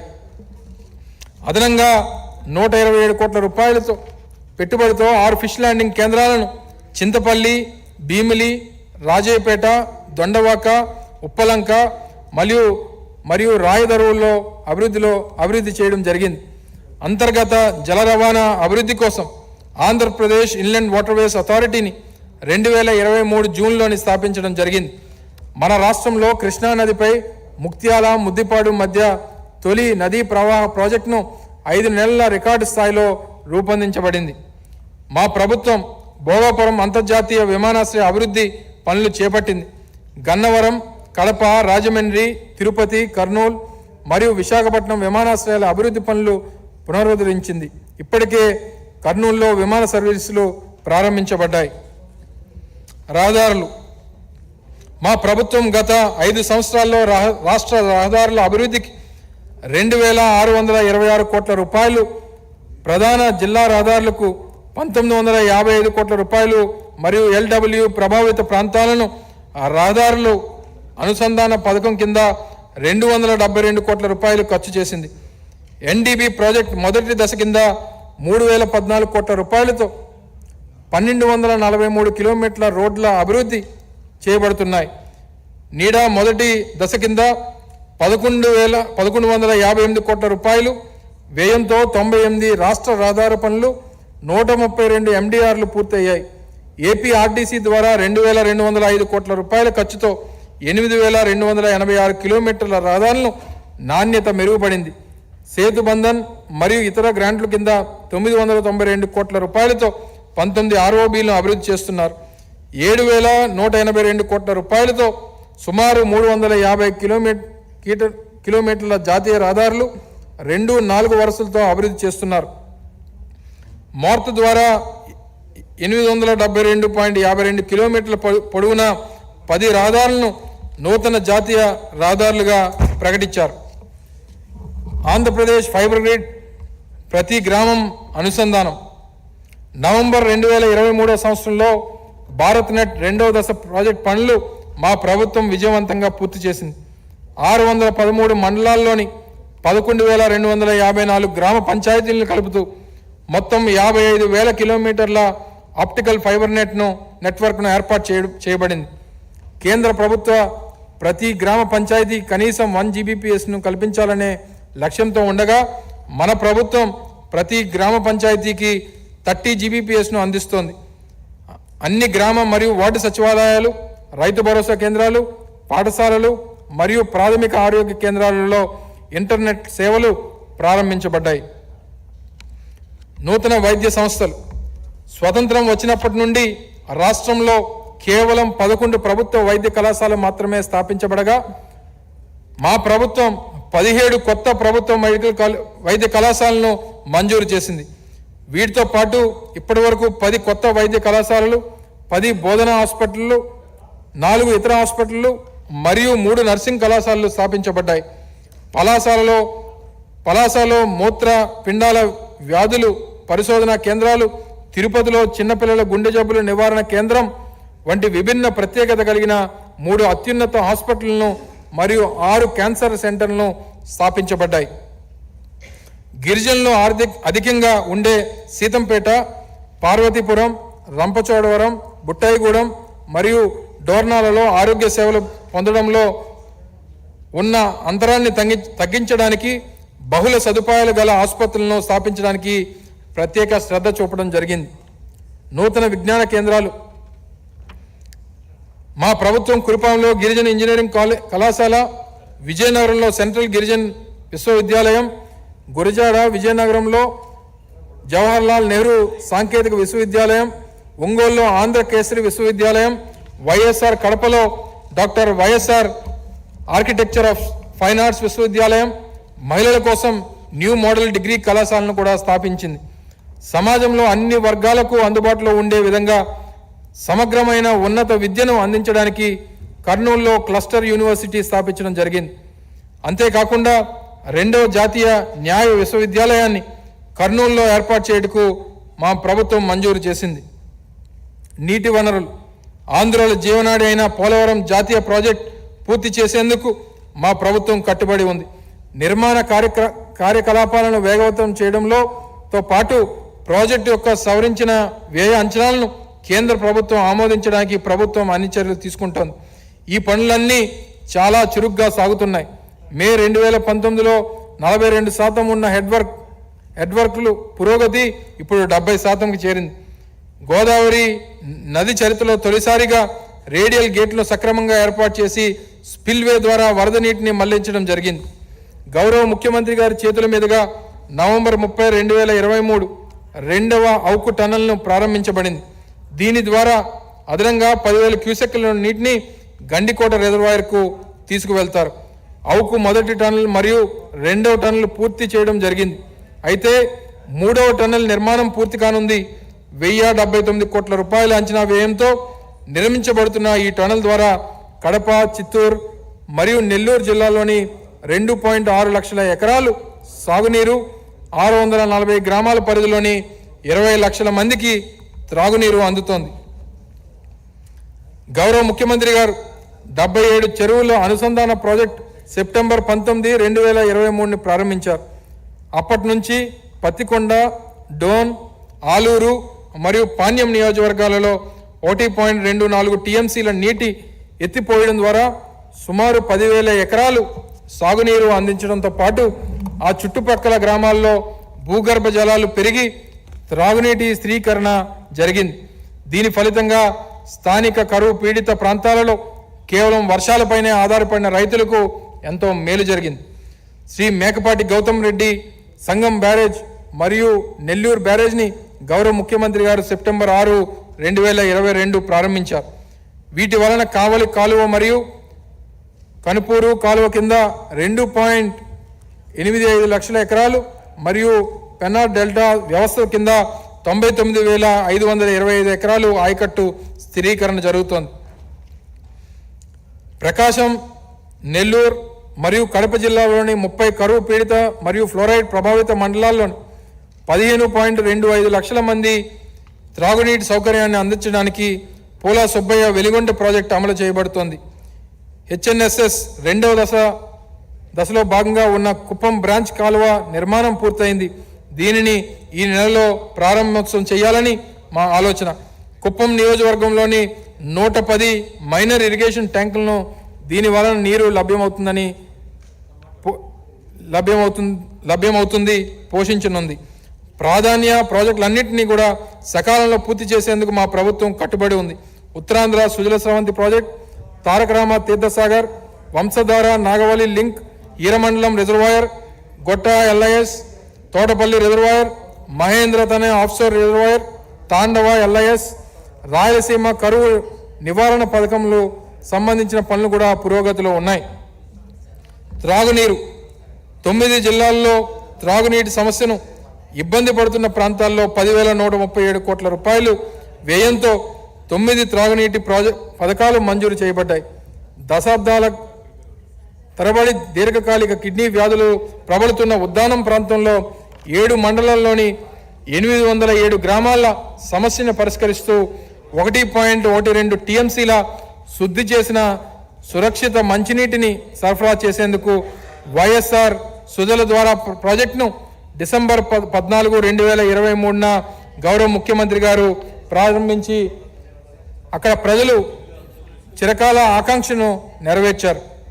ఇంధన శక్తి ఆర్థిక అభివృద్ధికి కీలక సూచిక అయిన విద్యుత్ తలసరి వినియోగం 2019-20 ఆర్థిక సంవత్సరంలో 1,203 యూనిట్లుగా ఉండగా డిసెంబర్ 2023 నాటికి 1,400కు పెరిగింది.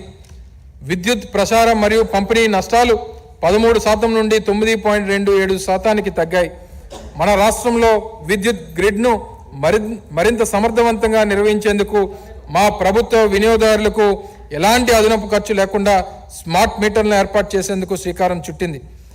యూనిట్కు కేవలం ₹2.49 ఆకర్షణీయమైన రేటుతో సంవత్సరానికి 7,000 మెగావాట్లు విద్యుత్ తయారీ కోసం సోలార్ ఎనర్జీ కార్పొరేషన్ ఆఫ్ ఇండియాతో మన రాష్ట్రం ఒప్పందం కుదుర్చుకుంది. గౌరవ ముఖ్యమంత్రి గారు కృష్ణపట్నంలోని శ్రీ దామోదరం సంజీవయ్య థర్మల్ పవర్ స్టేషన్లో 800 మెగావాట్లు 2వ దశ యూనిట్ని, అదేవిధంగా ఇబ్రహీంపట్నంలోని నార్ల తాతారావు థర్మల్ పవర్ స్టేషన్లోని 800 మెగావాట్లు 5వ దశ యూనిట్ని రాష్ట్రానికి అంకితం చేయడం జరిగింది. సుస్థిర భవిష్యత్ కోసం హరిత శక్తి ఉత్పత్తిని ప్రోత్సహించడం కోసం మా ప్రభుత్వం ఆంధ్రప్రదేశ్ పునరుత్పాదక ఇంధన ఎగుమతి విధానం 2020, Andhra Pradesh pumped storage promotion policy 2022 మరియు ఆంధ్రప్రదేశ్ హరిత శక్తి మరియు హరిత అమోనియా ప్రమోషన్ పాలసీ 2023ను ప్రకటించింది. Pumped storage hydro power project అభివృద్ధి కోసం అనుకూల ప్రదేశాలను గుర్తించడంలో మన రాష్ట్రం దేశంలోనే ముందంజలో ఉంది. నూతన పరిశ్రమలు 2019 నుండి నేటికి 311 పైగా భారీ మరియు మెగా పరిశ్రమలు స్థాపించబడగా 130,000 మందికి పైగా ఇవి ఉపాధిని కల్పిస్తున్నాయి. వీటితో పాటు సూక్ష్మ, చిన్న, మధ్య తరహా పరిశ్రమలు 5,995 కోట్ల రూపాయలు పెట్టుబడితో ఉత్పత్తులు మొదలుపెట్టడం ద్వారా 13,67,618 మందికి ఉపాధి లభించింది. మార్చి 2023 జరిగిన ప్రపంచ పెట్టుబడిదారుల సదస్సు ఫలితంగా 13,11,000 కోట్ల రూపాయలు విలువైన పెట్టుబడులతో 386 ఒప్పందాలు కుదిరాయి. తద్వారా 6,07,000 మందికి అదనపు ఉద్యోగాలు అవకాశాలు లభిస్తాయి. 2019 నుండి 23 వరకు ఆంధ్రప్రదేశ్ పారిశ్రామిక ఏకగవాక్ష విధానం ద్వారా 56,640 దరఖాస్తులు స్వీకరించబడగా వీటిలో 54,292 దరఖాస్తులు అంటే 98.83% నిర్ణీత సమయంలో ఆమోదించబడ్డాయి. MSMEలకు పారిశ్రామిక ప్రోత్సాహకాలు. పారిశ్రామిక అభివృద్ధి విధానం 2023-27 ప్రకారం వైఎస్ఆర్ జగనన్న బడుగు వికాసం కింద మహిళలతో సహా షెడ్యూల్ కులాలు మరియు తెగల పారిశ్రామికవేత్తలకు ప్రత్యేక పారిశ్రామిక ప్రోత్సాహకాలు ప్యాకేజీని పొడిగించడం జరిగింది. సూక్ష్మ, చిన్న పారిశ్రామికవేత్తల క్లస్టర్ అభివృద్ధి కార్యక్రమం కింద 55 కొత్త క్లస్టర్లను గుర్తించబడ్డాయి. ఈ పథకం ద్వారా 37,400 మందికి ఉపాధి అవకాశాలతో పాటు 6 సాధారణ సౌకర్య కేంద్రాలను కేంద్రం ప్రభుత్వం యొక్క తుది ఆమోదం లభించింది. 3 మౌలిక సదుపాయాల అభివృద్ధి ప్రాజెక్టులు పూర్తయ్యాయి. 15,144 మందికి ఉపాధి కల్పన సామర్థ్యాన్ని కలిగిన మరో 18 ప్రాజెక్టులు ప్రస్తుతం అమలు దశలో ఉన్నాయి. సూక్ష్మ, చిన్న మరియు మధ్య తరహా పరిశ్రమలలో సహా పారిశ్రామిక రంగాన్ని ప్రోత్సహించడం కోసం విశాఖపట్నం చెన్నై పారిశ్రామిక కారిడార్, చెన్నై బెంగళూరు పారిశ్రామిక కారిడార్ మరియు హైదరాబాద్ బెంగళూరు పారిశ్రామిక కారిడార్ వంటి ప్రధాన పారిశ్రామిక కారిడార్ ప్రాజెక్టులను త్వరితగతిన అభివృద్ధి చేయడానికి మా ప్రభుత్వం పనిచేస్తుంది. పెట్టుబడులను ప్రోత్సహించడానికి ఆంధ్రప్రదేశ్ సమాచార సాంకేతిక పాలసీ 2021-24 మరియు ఆంధ్రప్రదేశ్ ఎలక్ట్రానిక్స్ పాలసీ 2021-24 ద్వారా అమలు చేయబడుతున్నాయి. 2019 నుండి 65 కొత్త ఐటీ కంపెనీలు స్థాపించబడగా ఇవి 47,908 మందికి ఉపాధి కల్పిస్తున్నాయి. Adani data centre park, WNS, Pulsus, Randstad మరియు ఇన్ఫోసిస్ వంటి ఐటీ దిగ్గజ సంస్థలు తమ కార్యాలయాలను మన రాష్ట్రంలో ఏర్పాటు చేసుకున్నాయి. మన గౌరవ ముఖ్యమంత్రి గారు విశాఖపట్నంలో ఇన్ఫోసిస్ అభివృద్ధి కేంద్రాన్ని అక్టోబర్ 16, 2023 ప్రారంభించడంతో మన రాష్ట్రము ఒక సుస్థిర ఐటీ హబ్గా అభివృద్ధి చెందుతోంది. 2023లో జరిగిన ప్రపంచ పెట్టుబడిదారుల సదస్సులో ఎలక్ట్రానిక్స్ రంగంలో పెట్టుబడిదారుల నుండి అధిక స్పందన లభించింది. ఈ సదస్సులో 15,711 కోట్ల రూపాయలు పెట్టుబడులతో 55,140 మంది ఉపాధి అవకాశాలు కల్పించేందుకు 23 అవగాహన ఒప్పందాలు కుదిరాయి. 2019 నుండి గమనిస్తే మన రాష్ట్రంలో అదనంగా 17 ఎలక్ట్రానిక్ తయారీ కంపెనీల ద్వారా 7,832 కోట్ల రూపాయల పెట్టుబడితో 34,750 మందికి ఉపాధి అవకాశాలు కల్పించడం జరుగుతోంది. గౌరవ ముఖ్యమంత్రి గారు ఏఎల్ డిక్సన్ టెక్నాలజీస్ ప్రైవేట్ లిమిటెడ్ని ప్రారంభించడంతో పాటు మరో 2 కంపెనీలు శంకుస్థాపన చేశారు. అదేవిధంగా కడపలో YSR electronic manufacturing cluster July 2023లో 450 కోట్ల రూపాయల పెట్టుబడితో మొత్తం 6,350 మంది పైగా ఉద్యోగాలు సృష్టించబడతాయనే అంచనాతో మరో 2 అవగాహన ఒప్పందాలను చేసుకోవడం జరిగింది. సుస్థిర పర్యావరణ ప్రమాణాలను పాటిస్తూ ప్రజల రవాణా అవసరాలను తీర్చడానికి తిరుపతిలో మా ప్రభుత్వం 100 ఏసీ ఎలక్ట్రికల్ బస్సులను ప్రవేశపెట్టడం జరిగింది. వీటితో పాటు 1,500 కొత్త డీజిల్ BS6 బస్సులను ప్రభుత్వం అనుమతులను ఇవ్వడం జరిగింది. న్యాయ వ్యవస్థలో మౌలిక సదుపాయాలు అభివృద్ధిని చేపట్టడంలో భాగంగా మా ప్రభుత్వం 32 న్యాయ భవనాలను పూర్తి చేయగా మరో 13 న్యాయ భవనాలు నిర్మాణం పురోగతిలో ఉన్నాయి. పట్టణాభివృద్ధి జగనన్న స్మార్ట్ టౌన్షిప్ల కింద 1,426 ఎకరాల్లో 12,042 ప్లాట్లతో MIG లేఅవుట్లను అభివృద్ధి చేస్తున్నాం. అమృత్ 2.0 క్రింద 5,000 ఎకరాల కంటే ఎక్కువ విస్తీర్ణంలో ఉన్న 101 పట్టణ నీటి వనరుల పునర్జీవనం ప్రాజెక్ట్ వ్యయం 189 కోట్ల రూపాయలు. అలాగే 481 నగర ఆరోగ్య కేంద్రాలు కొత్తగా ఏర్పాటు చేశారు. స్వచ్ఛ ఆంధ్రప్రదేశ్ కార్యక్రమం కింద ఇంటింటికి చెత్త సేకరణ మరియు వేరు చేయడం కోసం ULBలకు 3,000 వాహనాలు అందించబడ్డాయి. గుంటూరు మరియు విశాఖపట్నం 2 వేస్ట్ ఎనర్జీ ప్లాంట్లు ప్రారంభించబడ్డాయి. మొత్తం 123 ULBలలో లెగసీ వ్యర్థాలు శుద్ధి ప్రారంభమైంది. జాతీయ స్వేచ్ఛ అవార్డులో 3 ULBలు టాప్ 10లో ఉన్నాయి. ఇతర గ్రామీణ మౌలిక సదుపాయాలు క్రింద 10,893 గ్రామ పంచాయతీ భవనాలు, 10,216 వ్యవసాయ ఉత్పత్తుల గోదాముల నిర్మాణాలు, 8,299 భారత్ నిర్మాణ సేవా కేంద్రాలు మరియు 3,734 భారీ పాల శీతలీకరణ కేంద్రాలు నిర్మించబడ్డాయి. యోజన అభివృద్ధి, పర్యాటకం మరియు సంస్కృతి దివ్యాంగ ఒలింపిక్ క్రీడాకారిణి దీపా మాలిక్ మాటలలో మహిళా సాధికారతకు క్రీడలు అత్యున్నత మాధ్యమం. ఎందుకంటే ఇవి మిమ్మల్ని మానసికంగా మరియు శారీరకంగా దృఢంగా చేస్తాయి. అది సవాళ్ళను ఎదుర్కొని లక్ష్యాన్ని ఛేదించే సామర్థ్యాన్ని ఇస్తుంది. యువత అభివృద్ధిలో శారీరక విద్య మరియు క్రీడలు ముఖ్యమైన పాత్ర పోషిస్తాయి. ఈ క్రమంలో మన ప్రభుత్వం రాష్ట్ర చరిత్రలో తొలిసారిగా 119 కోట్ల రూపాయల వ్యయంతో 38 లక్షల మంది క్రీడాకారులతో సహా 90 లక్షల మంది ప్రేక్షకుల భాగస్వామ్యంతో 5 అంచెలలో ఆడుదాం ఆంధ్ర అనే బృహత్తర కార్యక్రమాన్ని నిర్వహించడం జరిగింది. ఈ మెగా ఈవెంట్లో విజేతలకు 12,21,00,000 రూపాయలు విలువైన బహుమతులను అందించడం జరిగింది.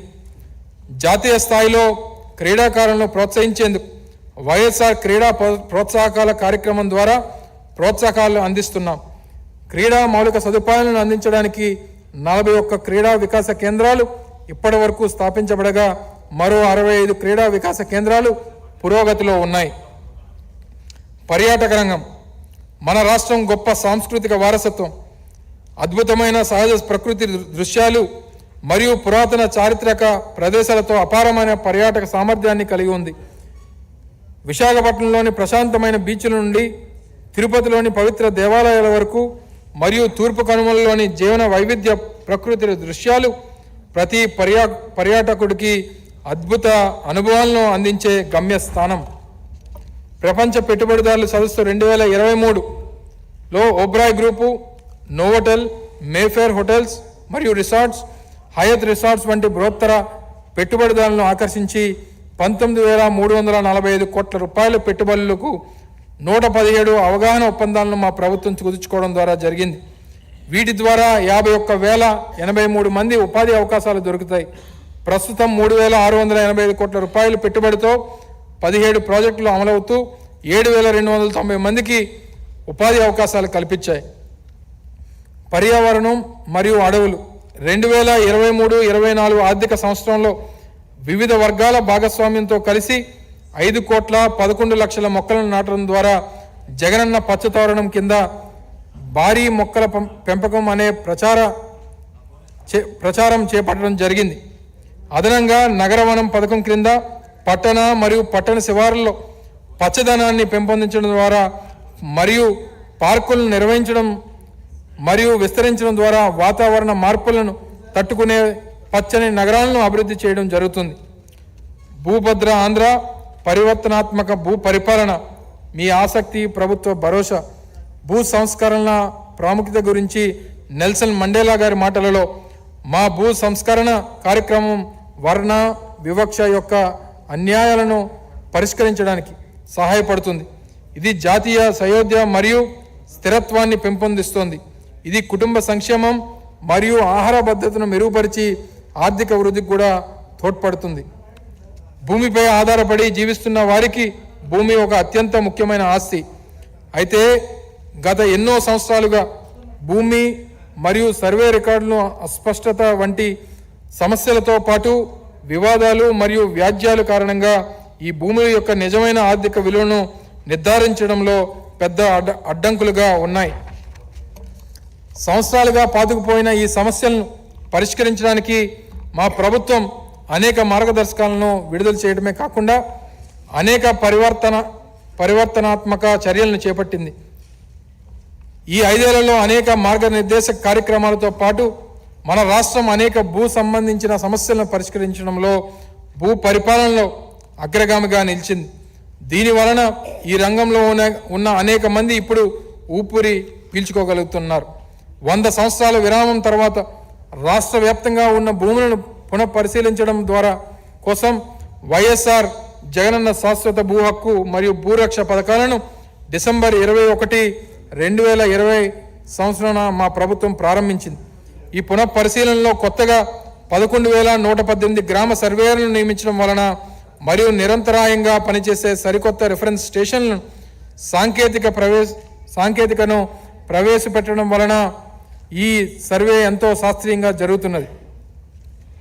ఆస్తి యొక్క నిజమైన హక్కుదారులను భద్రతను కల్పించడానికి ఆంధ్రప్రదేశ్ భూ హక్కుల చట్టం 2022 సంవత్సరం రూపొందించబడింది.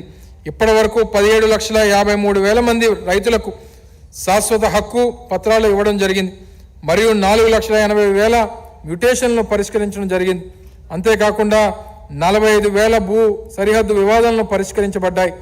స్పష్టమైన భూ హక్కులను నిర్ధారించడం వలన భూముల యొక్క మార్కెట్ ధరలను నిర్ణయించబడ్డాయి మరియు భూమి తగాదాలను తగ్గించబడ్డాయి. దీని వలన ఆర్థిక వృద్ధిని వేగవంతం చేయగలుగుతున్నాం. ఇవన్నీ ఈ చట్టం చేయడం వలనే సాధ్యమైనది. మా ప్రభుత్వం 1,37,000 ఎకరాల విస్తీర్ణంలో ఉన్న విలేజ్ సర్వీసెస్ ఇనాం భూములు 1,13,000 మంది రైతులు లబ్ధి చేకూర్చడంతో పాటు రిజిస్ట్రేషన్ చట్టంలో 1908లో నిషేధిత ఆస్తులు అండర్ సెక్షన్ 22A నుండి భూములు తొలగించి షరతులు గల పట్టాల భూములు 33,428.64 సెంట్లు, 2,06,000 ఎకరాల చుక్కల భూములు, 1,07,000 మంది రైతులకు శాశ్వత హక్కును కల్పించడం, 1982 నుంచి 2014 వరకు భూమి కొనుగోలు పథకం కింద 22,837 సెంట్లు, 22,346 మంది భూమి లేని పేద షెడ్యూల్ కులాలకు చెందిన లబ్ధిదారులకు లబ్ధి చేకూరింది. దీనితో పాటు భూమి లేని నిరుపేద లబ్ధిదారులకు 46,463 ఎకరాల డీకేటీ పట్టాలను, 17,768 మంది భూమి లేని పేద లబ్ధిదారులకు 9,064 ఎకరాల లంక భూములను మా ప్రభుత్వం అసైన్ చేసింది.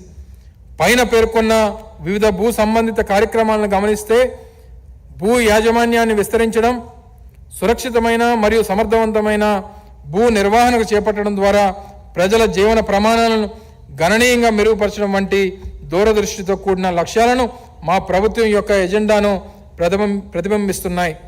ఉద్యోగుల సంక్షేమం. ప్రభుత్వ ఉద్యోగులు ప్రభుత్వ విధానాల అమలులో, ప్రజల సేవల అందజేతలో మరియు రాష్ట్రాన్ని అభివృద్ధి పదంలో నడిపించడంలో కీలక పాత్రను పోషిస్తున్నారు. పనిలో వీరి నిబద్ధత మరియు నైపుణ్యం ప్రభుత్వ కార్యక్రమాలు సమర్థవంతంగా మరియు సుస్థిరంగా అమలు చేయడానికి ఎంతో అవసరమని గుర్తించింది. మా ప్రభుత్వం గత 5 ఏళ్లలో 4,93,000 కొత్త ఉద్యోగాలు కల్పించింది. వీటిలో 2,13,662 ఉద్యోగాలు శాశ్వత నియామకాలు. ఇవి 2014-19 మధ్యకాలంలో కల్పించిన 34,108 ఉద్యోగాల కంటే ఎన్నో రెట్లు ఎక్కువ. సుమారు 10,000 మంది ఒప్పంద ఉద్యోగాలను క్రమబద్ధీకరిస్తున్నాం. 51,387 మంది రాష్ట్ర రోడ్డు రవాణా సంస్థ ఉద్యోగులను ప్రభుత్వంలోకి విలీనం చేశాం. 6,100 ఉపాధ్యాయ ఖాళీలను డిఎస్సి ద్వారా భర్తీ చేసేందుకు నోటిఫికేషన్ జారీ చేస్తున్నాం. ఒప్పంద ఉద్యోగులను కనీస వేతనం స్కేళ్లు 2022 కింద కనీస వేతన స్కేళ్లు ఇచ్చాం. పొరుగు సేవలకు ఉద్యోగులకై యాప్కాస్ సంస్థను ఏర్పాటు చేశాం. 27% మధ్యంతర భృతిని ఉద్యోగుల సంక్షేమం కోసం మంజూరు చేశాం. 11వ వేతన సవరణ సంఘ సిఫార్సులను అమలు చేశాం. ఉద్యోగుల పదవీ విరమణ వయస్సును 60 సంవత్సరాల నుండి 62 సంవత్సరాలకి పెంచాం. ఆశా వర్కర్లు, గిరిజన సామాజిక ఆరోగ్య కార్యకర్తలకు, పురపాలక పొరుగు సేవల, ప్రజారోగ్య కార్మికులకు, గ్రామీణ పేదరిక నిర్మూలన సంస్థ చెందిన సెర్ప్కు చెందిన విలేజ్ ఆర్గనైజేషన్ అసిస్టెంట్లకు, పట్టణ పేదరిక నిర్మూలన కార్యక్రమం మెప్మాకు చెందిన రిసోర్స్ పర్సన్లకు, హోంగార్డులకు, మధ్యాహ్న భోజనం పథకం కింద పనిచేస్తున్న వంట సహాయకులకు, అంగన్వాడీ వర్కర్లకు మరియు సహాయకులకు మా ప్రభుత్వం వేతనం పెంచింది. పోలీస్ వ్యవస్థలో 3,920 పోస్టులతో 4 బెటాలియన్లు మంజూరు చేయబడగా వారి నియామక ప్రక్రియ కొనసాగుతుంది. మన రాష్ట్ర పోలీస్ శాఖలో పనిచేస్తున్న అధికారులు మరియు ఇతర ఉద్యోగులందరికీ మెరుగైన ప్రమాద బీమాతో కూడిన composite group personal accident insurance పాలసీని అమలు చేయబడుతోంది. నూతన పెన్షన్ పథకం క్రింద ఉద్యోగుల పదవీ విరమణ అనంతరం ఎదుర్కొనే సమస్యలను పరిష్కరించడానికి మా ప్రభుత్వం మరింత లాభదాయకమైన, స్థిరమైన ప్రత్యామ్నాయంగా ఆంధ్రప్రదేశ్ హామీ పెన్షన్ పథకం జీపీఎస్ను అమలు చేయడానికి ముందడుగు వేసింది. దీని ద్వారా మన రాష్ట్రం కేంద్ర ప్రభుత్వంతో సహా ఇతర రాష్ట్రాలకు ప్రత్యామ్నాయ పరిష్కారాన్ని అందించగలిగింది. గత 5 సంవత్సరాల్లో మా ప్రభుత్వం సాధించిన విజయాలు: 2018-19 సంవత్సరంలో 11% రాష్ట్ర స్థూల ఉత్పత్తి రేటుతో 14వ స్థానంలో ఉండగా 2023 సంవత్సరంలో రాష్ట్ర స్థూల ఉత్పత్తి రేటు 16.2 స్థానానికి పెరగడం ద్వారా దేశంలోనే 4వ స్థానానికి పురోగమించాం. 2020-21 ఆర్థిక సంవత్సరంలో జరిపిన వ్యాపార సంస్కరణల కార్యాచరణ ప్రణాళిక ప్రకారం సులభతర వాణిజ్యంలో మన రాష్ట్రం అగ్రస్థానం కైవసం చేసుకుంది. 2018-19 సంవత్సరంలో మన రాష్ట్ర వ్యవసాయ రంగ సమ్మిళిత వార్షిక వృద్ధి రేటు 8.3%తో 12వ స్థానంలో ఉండగా ఈరోజు మన రాష్ట్రం 13% వ్యవసాయ రంగ సమ్మిళిత వార్షిక వృద్ధి రేటుతో 6వ స్థానంలో ఉంది. డాక్టర్ వైఎస్ఆర్ ఉచిత పంటల బీమా పథకాన్ని రైతుల అందరికీ వర్తింపజేసి మొదటి మరియు ఏకైక రాష్ట్రం మన రాష్ట్రమే. 13,05,000 మంది రైతులకు సేవలు అందిస్తూ మన రైతు భరోసా కేంద్రాలు ప్రపంచ బ్యాంకుచే ప్రశంసలు అందుకున్నాయి. ఇథియోపియా, బంగ్లాదేశ్ మరియు వియత్నాం దేశాల నుండి వచ్చిన ప్రతినిధులు మన రాష్ట్రంలో రైతులకు విత్తనం నుండి అమ్మకం వరకు అందిస్తున్న భరోసాను చూసి తమ దేశాలలో అనుకరించాలనుకుంటున్నారు. సూక్ష్మ నీటిపారుదల పద్ధతి అమల్లో మన రాష్ట్రం 2వ స్థానంలో ఉంది. అంతేకాకుండా దేశంలోనే మొదటి 15 జిల్లాల్లో 6 జిల్లాలు మన రాష్ట్రం నుంచే ఉన్నాయి. భారతీయ వ్యవసాయ పరిశోధన సంస్థ, జాతీయ అరటి పరిశోధన సంస్థల నుండి ఎగుమతి కార్యకలాపాలను గాను ఉత్తమ రాష్ట్ర అవార్డును మన రాష్ట్రం గెలుచుకుంది. 2019వ సంవత్సరానికి ముందు 387 మెట్రిక్ టన్నుల అరటిని మాత్రమే ఎగుమతి చేయగా నేడు 1,67,000 మెట్రిక్ టన్నుల అరటిని ఎగుమతి చేస్తున్నాం. మన రాష్ట్రం మొత్తం చేపల ఉత్పత్తిలో 37% మరియు మొత్తం సముద్ర ఆహార ఎగుమతిలో 37%తో దేశంలోనే ముందంజలో ఉంది. అందుకు ఫలితంగా 2023 సంవత్సరంలో కేంద్ర ప్రభుత్వంచే ఉత్తమ సముద్ర తీర రాష్ట్రంగా అవార్డు పొందడం జరిగింది. పొంగనూరు పశువుల సంరక్షిస్తున్నందుకు గాను శ్రీ వెంకటేశ్వర పశు విశ్వవిద్యాలయం, తిరుపతి భారతీయ వ్యవసాయ పరిశోధన సంస్థ నుండి బ్రీడ్ కన్వర్జేషన్ అవార్డును కూడా అందుకుంది. వ్యవసాయ మార్కెట్ కమిటీలలో షెడ్యూల్ కులాలు, షెడ్యూల్ తెగల, వెనుకబడిన తరగతులకు చెందిన మహిళలకు 50% రిజర్వేషన్ కల్పించిన ఏకైక రాష్ట్రం మన రాష్ట్రమే. జాతీయ ఆహార భద్రత చట్టం అమలులో మన రాష్ట్రం 3వ స్థానంలో ఉంది. మన రాష్ట్రం నేడు అంకుర సంస్థల అభివృద్ధికి దోహదపడే వాతావరణాన్ని కలిగి ఉంది. కొత్త సూక్ష్మ, చిన్న మరియు మధ్య తరహా సంస్థల రిజిస్ట్రేషన్లు 2020 సంవత్సరంలో 65,174 నమోదు కాగా నేడు 2023 సంవత్సరంలో ఈ రిజిస్ట్రేషన్లు 7,20,000కు పెరిగాయి. దేశంలో 5% వాటాతో మహిళలు యాజమాన్యంలోకి సూక్ష్మ, చిన్న మరియు మధ్య తరహా సంస్థల అభివృద్ధి పరంగా మన రాష్ట్రం 7వ స్థానంలో ఉంది. 2017 సంవత్సరానికి 1,17,000 మంది సూక్ష్మ, చిన్న మరియు మధ్య తరహా సంస్థలు ఉపాధి పొందుతుండగా ఉద్యమ్ పోర్టల్ కింద ఈ ఉపాధి కల్పన 2023 సంవత్సరం నాటికి గణనీయంగా పెరిగి ఈ తరహా సంస్థలలో 27,45,000 మందికి ఉద్యోగాలు, ఉపాధిని పొందుతున్నారు. మన రాష్ట్రంలో ఒక్క జిల్లా ఒక ఉత్పత్తి కింద ఉప్పాడ జామ్దాని చీరలకు బంగారు బహుమతి పొందడమే కాకుండా చేనేత ఉత్పత్తుల కింద మరో 4 అవార్డులను కూడా అందుకుంది. ప్రధానమంత్రి పట్టణ ఆవాస్ యోజన క్రింద ఉత్తమ పనితీరు అవార్డును మన రాష్ట్రం అందుకుంది. అదేవిధంగా మన రాష్ట్రానికి చెందిన 3 లబ్ధిదారులు గౌరవనీయులైన ప్రధానమంత్రి గారి నుండి ఉత్తమ గృహ నిర్మాణ అవార్డును అందుకున్నారు. Microsoft, Jindal, Reliance, Adani, Laurus Synthesis, Infosys, Hero MotoCorp, Yokohama, Grasim Industries, Greenko Energy వంటి అనేక దిగ్గజ పరిశ్రమలు గత 4 సంవత్సరాల్లో మన రాష్ట్రంలో గణనీయంగా పెట్టుబడులు పెట్టాయి. మన రాష్ట్రంలో 2022 సంవత్సరానికి గాను అత్యంత ప్రసిద్ధి పర్యాటక ప్రదేశాల జాబితాలో 3వ స్థానాన్ని పొందింది. విశాఖపట్నంలోని ఋషికొండ బీచ్ అత్యంత పర్యావరణ అనుకూలమైన బీచ్గా బ్లూ ఫ్లాగ్ లేబుల్ని పొందింది. 2023 సంవత్సరానికి గాను ఉత్తమ పర్యాటక గ్రామంగా లేపాక్షి గ్రామం కేంద్ర ప్రభుత్వ అవార్డును పొందింది.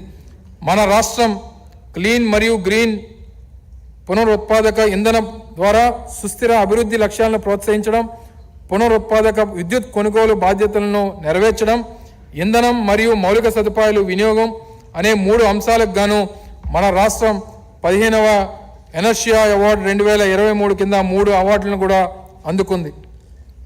పాల సముద్రంలోని అత్యాధునిక వసతులతో National Academy of Customs, Indirect Taxes and నార్కోటిక్స్కి ప్రాంగణాన్ని స్థాపించడంతో పాటు మా ప్రభుత్వం మద్దతునిచ్చింది.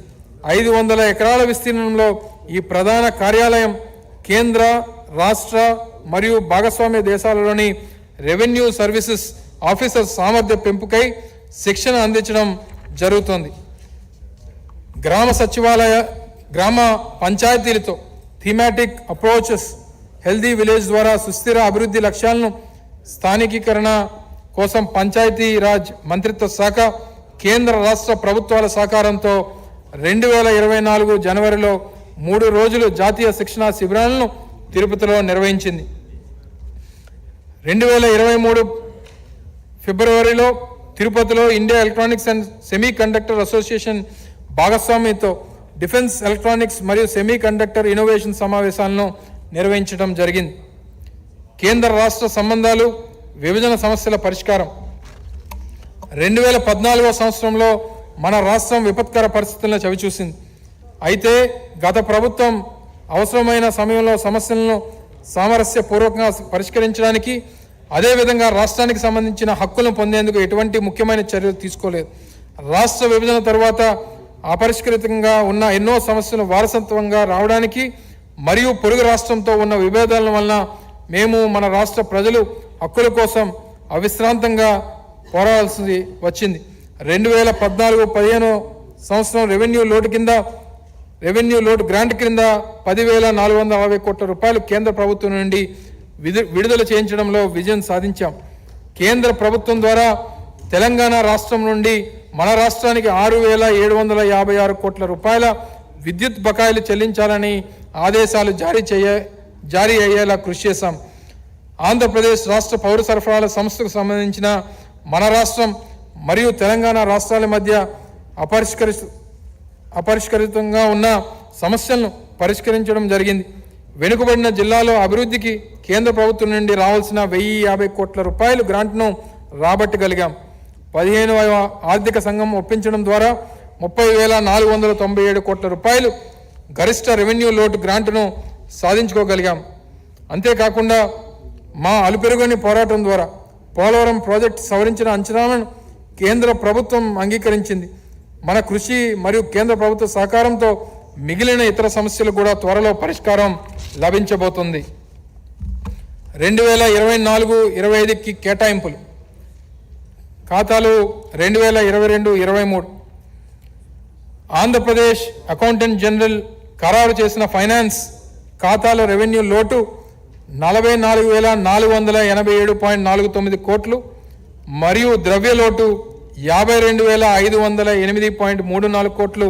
ఇది ఆర్థిక సంవత్సరానికి 2022-23కి జిఎస్డిపిలో వరుసగా 3.30% మరియు 3.98%. సవరించినటువంటి అంచనాలు 2023-24. 2023-24 ఆర్థిక సంవత్సరం కోసం రెవెన్యూ వ్యయం కోసం సవరించిన అంచనా 2,28,237.77 కోట్లు అయితే మూలధనం వ్యయం కోసం ఇది 27,308.12 కోట్లు. 2023-24 రెవెన్యూ లోటు దాదాపు 31,534.94 కోట్లు. అదే కాలానికి ద్రవ్య లోటు దాదాపు 60,153.59 కోట్లు. ఇది జిఎస్టిపిలో వరుసగా 2.19% మరియు 4.18%. 2024-25 బడ్జెట్ అంచనాలు. 2024-25 సంవత్సరానికి మేము రూపాయలు 2,86,389.27 కోట్లు. ఆదాయ వ్యయం అంచనా 2,30,110.41 కోట్లు మరియు మూలధన వ్యయం కింద 30,530.18 కోట్లు అంచనా. రెవెన్యూ లోటు దాదాపు 24,758.22 కోట్లు మరియు ద్రవ్య లోటు సుమారు 55,817.50 కోట్లు. ద్రవ్య లోటు జిఎస్డిపిలో దాదాపు 3.51% ఉంటుంది. అయితే రెవెన్యూ లోటు జిఎస్డిపిలో దాదాపు 1.56% ఉంటుంది. అబ్రహం లింకన్ గారి మాటలతో భవిష్యత్తును అంచనా వేయడానికి అత్యంత నమ్మదగిన మార్గం ఆ భవిష్యత్తుని సృష్టించడం. మన గౌరవ ముఖ్యమంత్రి గారి తిరుగులేని నాయకత్వంలో ఈ 5 ఏళ్లలో మా ప్రభుత్వం చేపట్టిన సంక్షేమ ఆధారిత పాలన వలన మన రాష్ట్రంలో ఆర్థిక అభివృద్ధి, మౌలిక సదుపాయాల కల్పన, శ్రేయోరాజ్య స్థాపన జరిగింది. విభిన్న కార్యక్రమాలు స్ఫూర్తిదాయక పథకాలు మరియు విస్తృత విధి విధానాలు సమ్మిళితమై మన రాష్ట్ర ప్రజల ఉజ్వల భవిష్యత్తుని స్వయంగా ఎవరికి వారే లిఖించుకునే విధంగా స్వయం సాధికారత పొందే దిశలో వారిని నడిపిస్తున్నాయి. మనం ముందున్నది మన రాష్ట్రం యొక్క దృఢమైన ఉజ్వల భవిష్యత్తు. ఈ సందర్భంగా స్వామి వివేకానంద స్ఫూర్తిదాయకమైన మాటలను గుర్తు చేస్తున్నాను. మనం ప్రస్తుతం ఉన్న స్థితికి మనమే బాధ్యులం. మనం భవిష్యత్తులో ఎలా ఉండాలి అనుకుంటున్నామో అది నిర్ణయించే శక్తి మన చేతుల్లోనే ఉంది. మనం ఇప్పుడు ఉన్న స్థితి గత చర్యల ఫలితమైతే భవిష్యత్తులో మనం ఉండబోయేది మన ప్రస్తుత చర్యల మీద ఆధారపడి ఉంటుంది. కాబట్టి మనం ఎలా వ్యవహరించాలో తెలుసుకోవాలి. ఈ మాటలతో బడ్జెట్ను గౌరవ సభ ఆమోదం కోసం నేను సమర్పిస్తున్నాను. జై ఆంధ్రప్రదేశ్, జై హింద్.